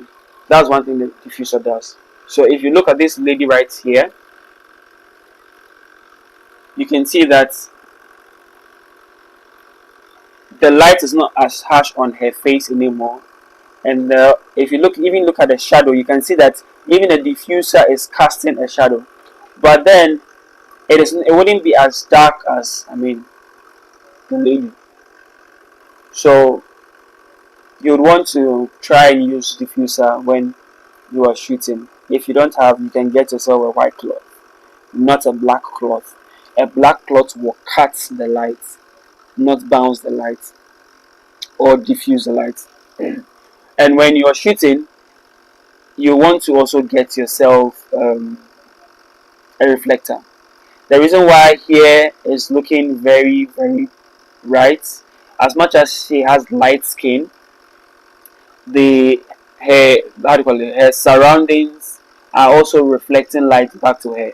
So it's more like the amount of light that is hitting the ground and coming back at her is now almost the same as the light that is passing through this diffuser. So as light is passing through this diffuser, it's not as intense as it used to be before. So the light around here is almost the same, and because of that, now you have the shadows very clear. and you have a bright side, which is the hash, the place that's supposed to be harsh, you have it looking very calm.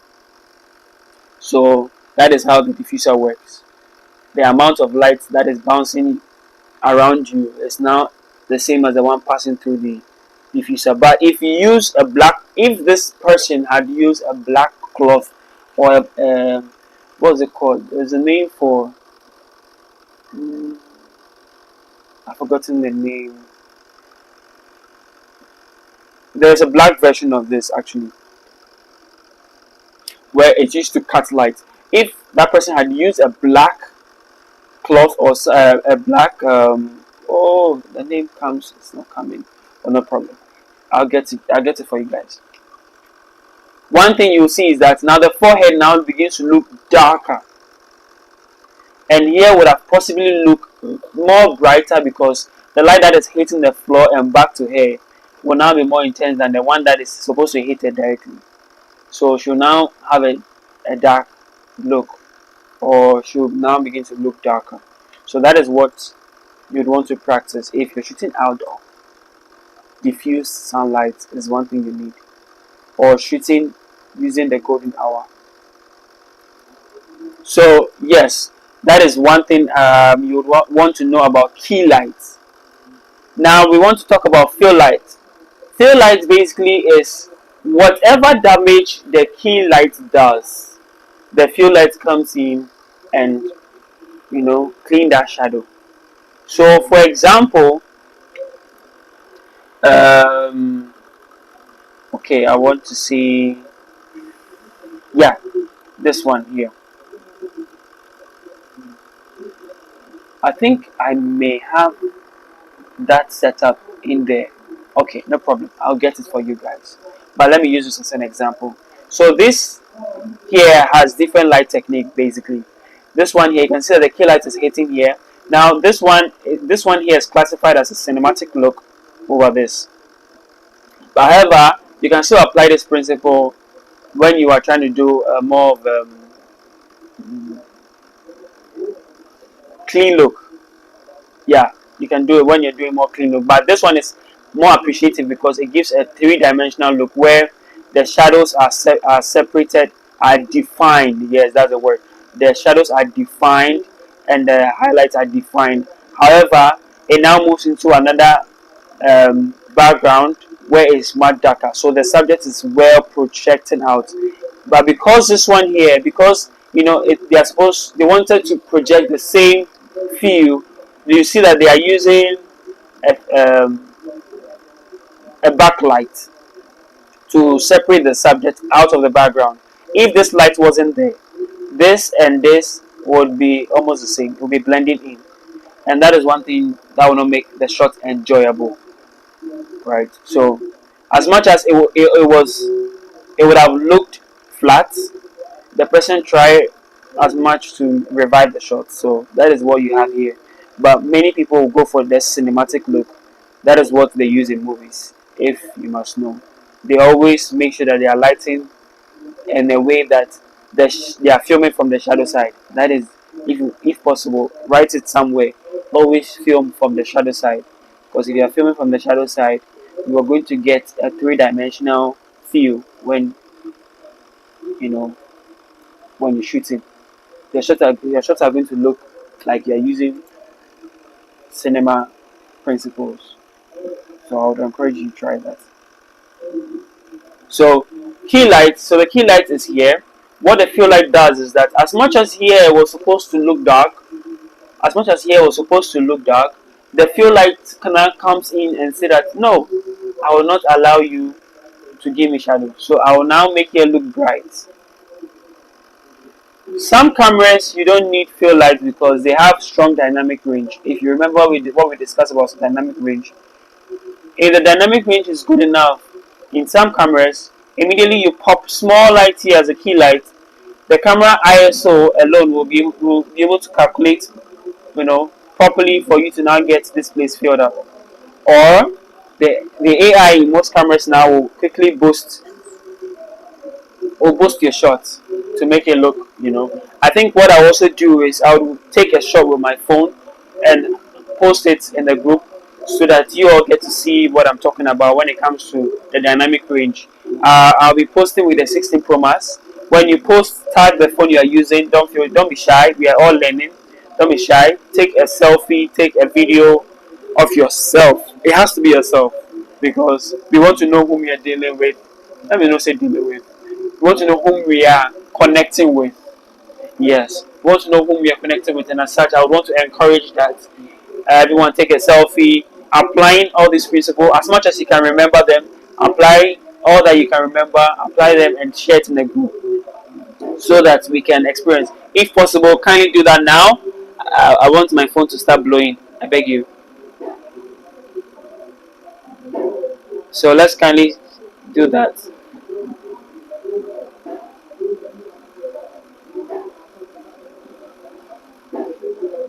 Let's take a selfie and let's share amongst ourselves in the group. Let's share it in the group, applying all that you have practiced. If you were practicing whilst I was teaching, okay, kindly I'll be on standby whilst I see that. Okay, yes. Okay, beautiful. So yeah, that is what Fill Light does. It always fills in the shadows that the key light has caused. Now let's talk about backlight. Backlight, in many cases, people do not really focus on backlight because why should they? One thing that backlight does for you, okay, let me say this into the camera. My camera is off. Kindly give me a minute.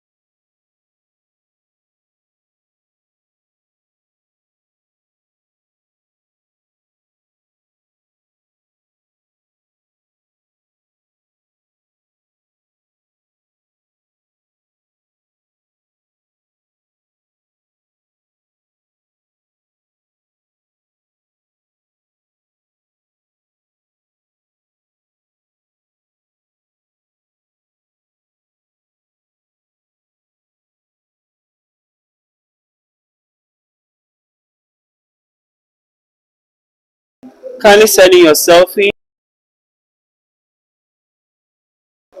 Kindly send in your selfie. Practicing all that we've learned today.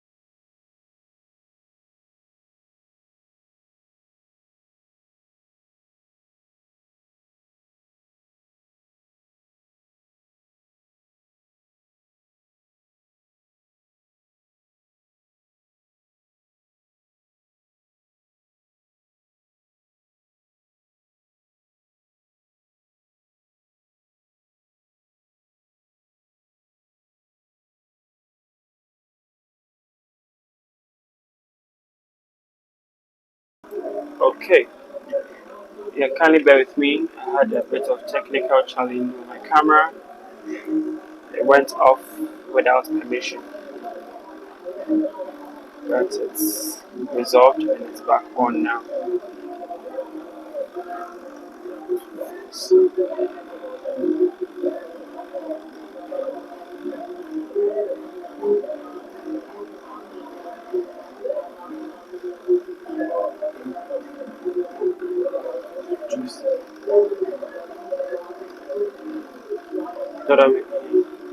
Small, small, small.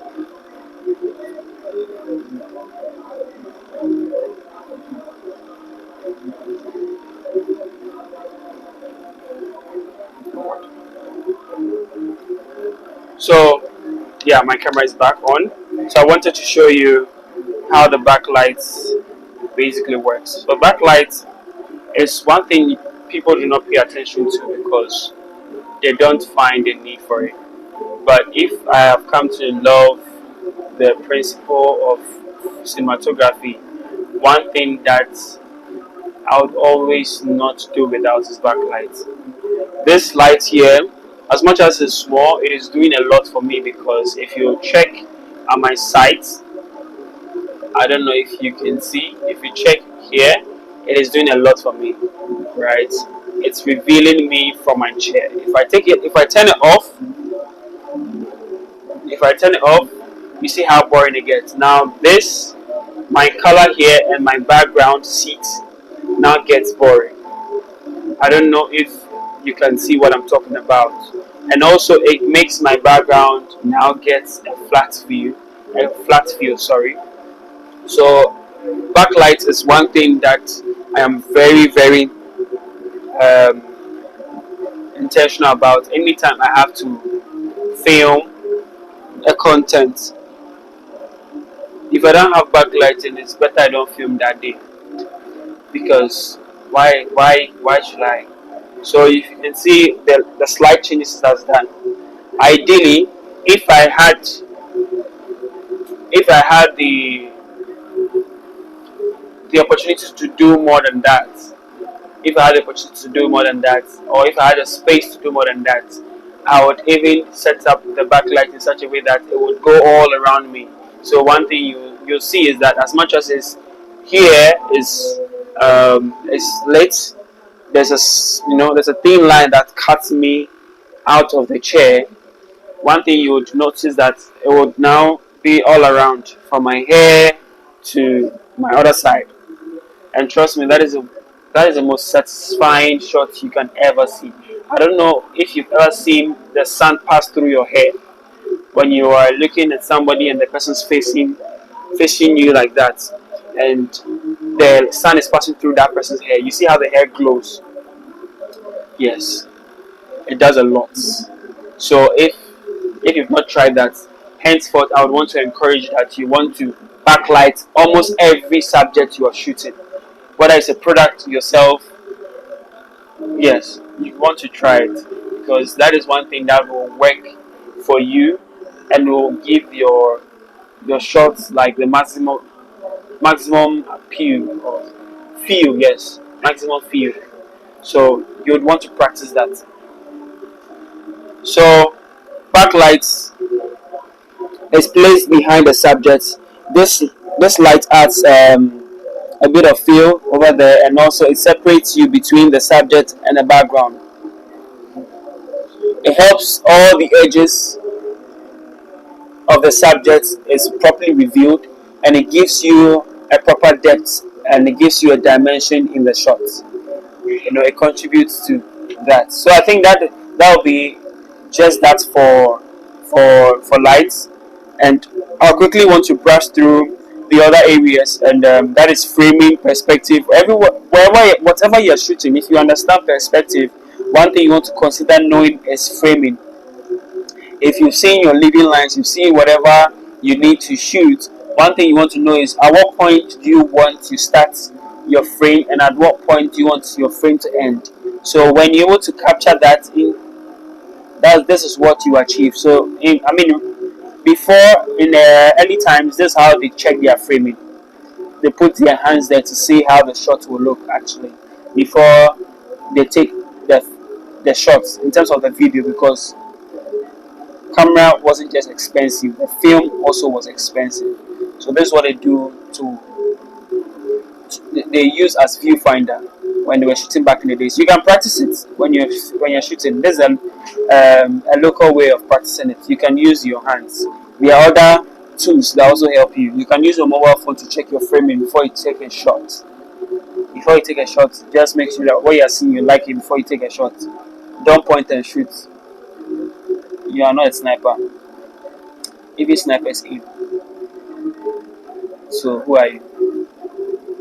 So perspective is one thing you also want to look out for, and I wouldn't want to talk much about that because we have a lot to discover when it comes to perspective. Perspective, we have 1 point, 2 points, and 3 points perspective. If you are especially into real estate, photography, or content, one thing you want to be mindful about is perspective. That is what help you create better shots. So I wouldn't want to talk more about perspective because I aimed at closing at 7 and it's past 7. So we would want to dive straight into shooting in other using other techniques here. So in terms of light setup, one thing that we find ourselves doing is achieving results like this. This is what we call red eyes. Red eyes. Okay. So there are modes that actually help you achieve different results. I think this is a screenshot I grabbed when it comes to mobile phone. This is two screenshots that I grabbed. So I think I grabbed one from Techno and I grabbed one from my iPhone. And you can see that they have different camera setup, right, in shooting. But one thing I want to address is I mean in recent times, current mobile phone does not do this to us, but I also want you to be mindful about them. The red eye, the ninth. Sorry, I said the red eyes that tend to show up when you use the flash in photographing your friends. Right, I think in recent times AI in some phones have been able to detect that, and they've been able to get rid of photos that had the flash effect in people's eyes. So if you are taking a picture, one thing you want to be mindful of is either you would want to diffuse that flashlight by maybe putting a cloth over the flash. It would immediately get rid of it, or you want to use an external light and not angle it directly into the eyes. So these ones are just bonus you would want to pay attention to. The panel mode, we have other modes actually. We have the portrait mode, we have the photo mode, we have the night mode. In I think Android has a lot of modes actually. My Techno gives me a lot of mode. I don't tend to use them, but I hope to try their recent model, their recent released. I hope to try that and see how they've improved. So the other modes you want to try, and I know many times you guys have not even practiced using your panel mode. Panel mode is one of the most beautiful mode you want to practice when, especially you travel and you want to capture a wide um, aerial shots. You want to use that. This is just bonus tip for people who would want to be moving around and shooting content. So with all these, so you would want to get yourself some accessories as well. And these lenses, as much as they're important, there are ones that I would recommend you buy. The others I wouldn't recommend you buy because there are some that do not work. So if you want to buy something like that, kindly let me know. You can get in touch. Let me know, and would be able to um, get you the best one. So I want to gradually. I want to open the floor for questions before you can type your questions in the WhatsApp page, or you can type it in the comment section, and I'll answer them. And if I would have to meet you in person to answer that too, I'll definitely do that.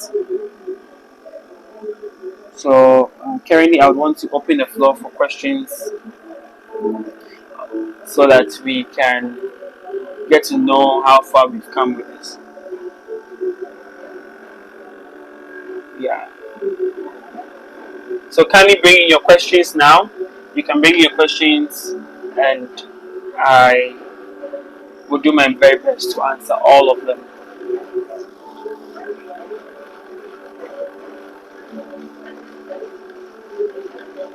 Bring in your questions.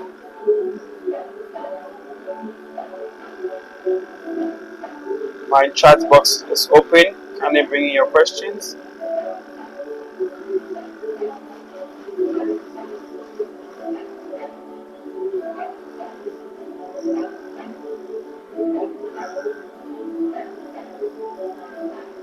No questions. Did I do a good job like that? That no one has a question? Did I resolve all your problems?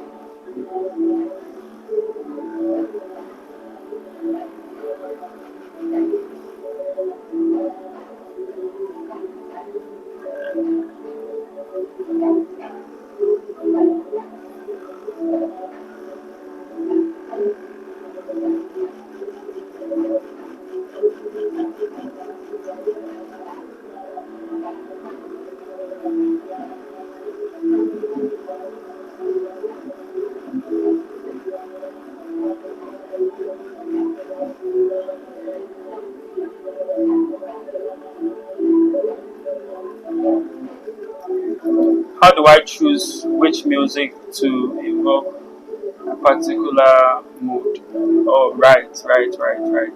Music. We didn't get to talk about editing. We didn't get to talk about editing. Editing is another aspect of content creating, and that is where all that you have shot, that is where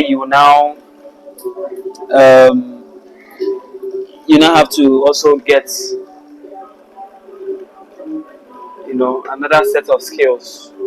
I can show I can tell you what song to use, but it will not work with every content you'll be creating from now on. So I think this is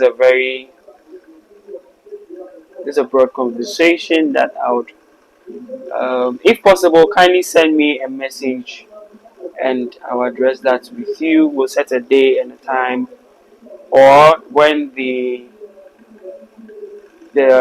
link is open for the personal consultation, you can do that, and I would definitely answer.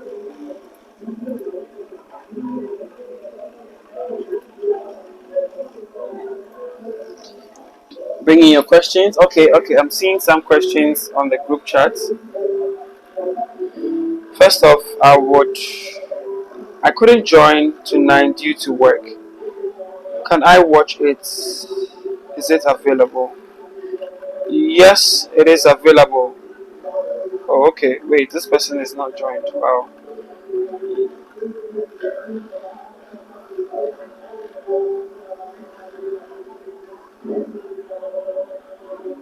Yes, this video will be available for a very long time until further notice.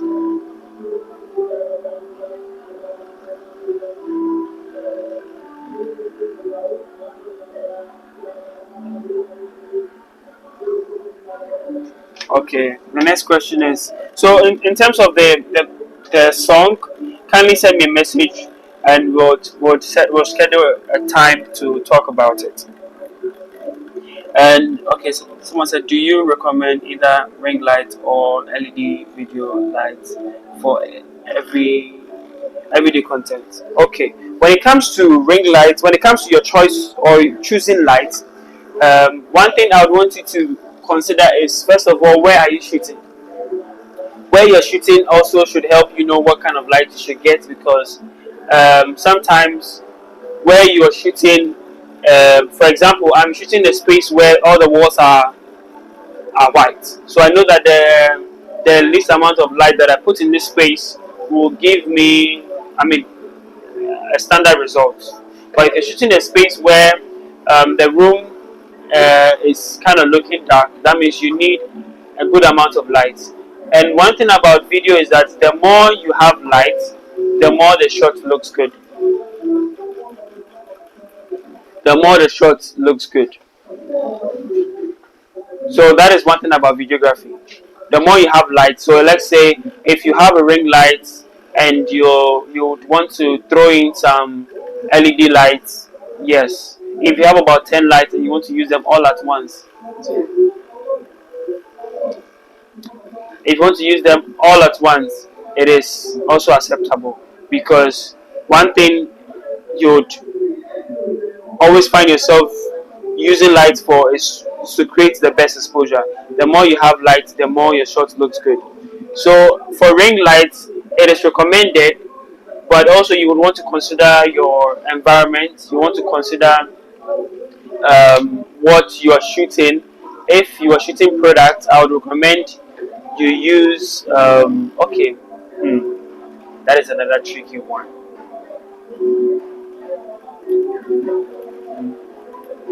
Because if you're shooting products and you're using the ring lights, that is good.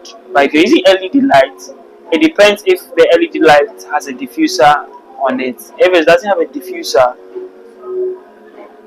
then that means you'll be getting harsh results. Do you get what I mean? So yes, I would recommend that you use um, as much light as possible, and make sure that it's well diffused and your space, you know, allows you to use them. Ring light is good for lighting. LED light is good for lighting, but also you would want to consider where you're shooting before you choose to use a ring light.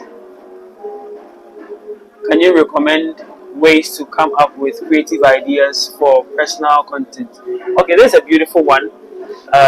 So ways to create content. Personally, I have a very huge Pinterest account. There is nothing new under the sun. Sorry, I am not. My video is not active. I think it went off. Let me quickly switch maybe to my mobile phone for just this Q&A session. I don't want to stand up now because the class is coming to an end. So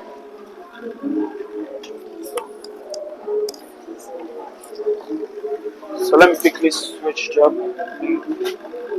I'm switching to my mobile phone camera so that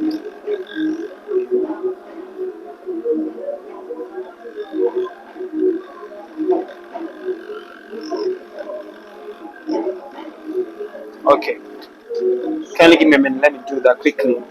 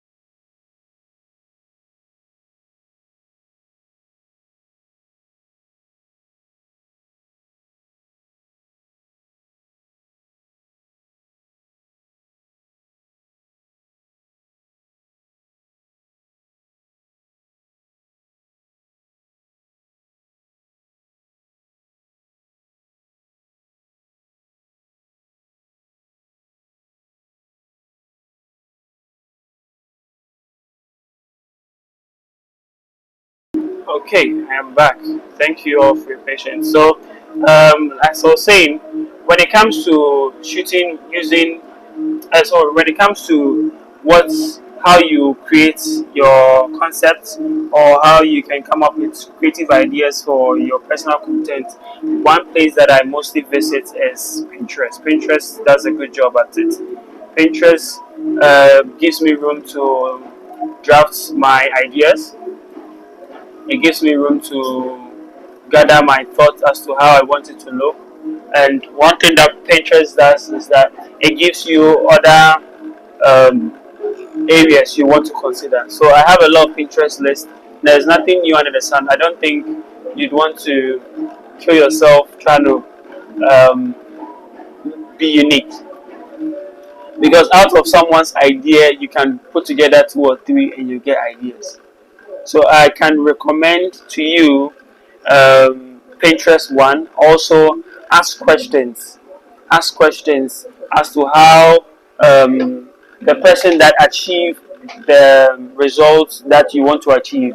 If possible, kindly ask questions. Find out how the person came about it. Now, what you want to do with that information is that after that, you want to recreate what the person has done. You know, another way that I would want to recommend um, come up with content is personally after I'm done, I mean, consuming other people's content, I go for long walks, or I lay down, play music, and my mind does a good job. That is how I even edit many times. After going through that process, what you end up doing is that you begin to draft your own idea out of other people's idea. You understand? So go out there, consume other people's content, consume other people's concepts that they've done. Then now come back, put them together, and see how you can recreate something out of it. Okay, so I would want to encourage that you go out there. Is there any other question coming in? Any other question coming in?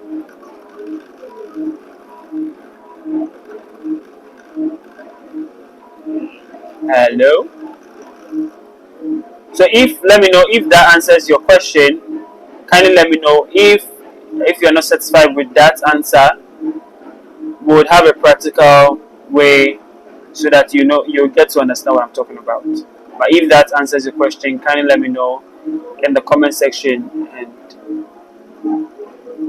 we'll move from there. So I have switched to my mobile phone. As you can see, I have not actually done any settings. I just use the camera and you can see it's looking blue. You understand? So that's what happens when you decide to shoot auto. Everything now looks the way it wants to look. It looks bluish compared to the camera that it gives me room for settings. Yeah.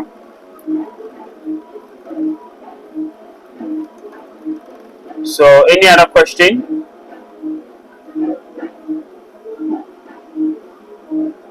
Okay, kindly text me personally and we would have a practical session on how to gather ideas, because all that you see me do are not new. I learned it from people. I learned it from people. That's my that's the hard truth. So if you think I'm doing anything new, it's just because you know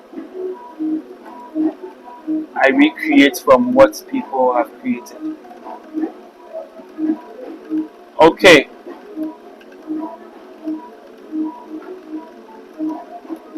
Is there any other question? If not, I would want to end the class. And if you have any other question,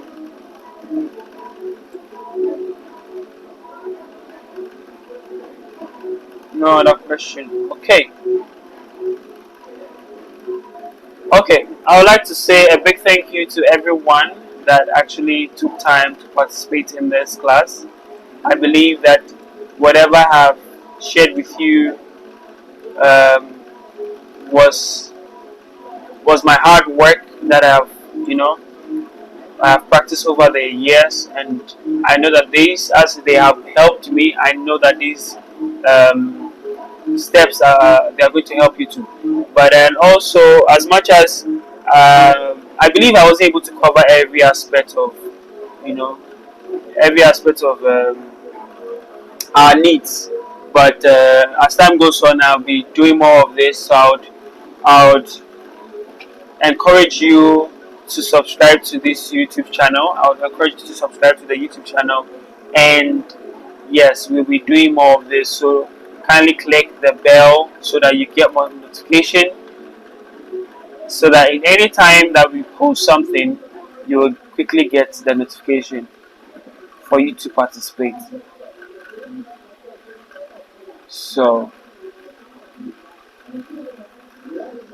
okay, I'm hoping to answer one more question before I go.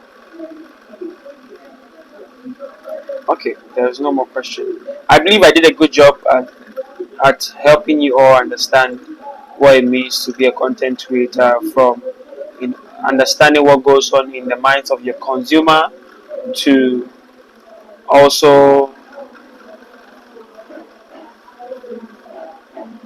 creating content that would help your consumers also participate in what you're doing. As much as you want to solve problem, keep people entertained, keep people engaged and all that, you also want to know that all these things can be done, and it can be achieved by you being aware of what you're doing. It didn't happen by chance. It didn't happen by mistake. So kudos to whoever out there that paid attention and participated in the class. I appreciate everyone, and I appreciate you for staying till the end of it. I can make this promise to you, to those who especially are here, that if you need if you need my assistance, you can reach me on my personal number. If you don't have it, kindly check the group page. I am the only person that has the the class flyer as the profile picture. I am the only person. So you can take that number and you know just contact me. You'll be fine. I'll sort you out. So I'll be creating short videos as time goes on. As I have been saying, I'll be creating content, short videos. So kindly stay tuned so that you can learn more. And I would want to say, have a lovely, good evening, and let's stay connected. Let's not be strangers. Thank you all so much. Have a good night. Thank you, guys.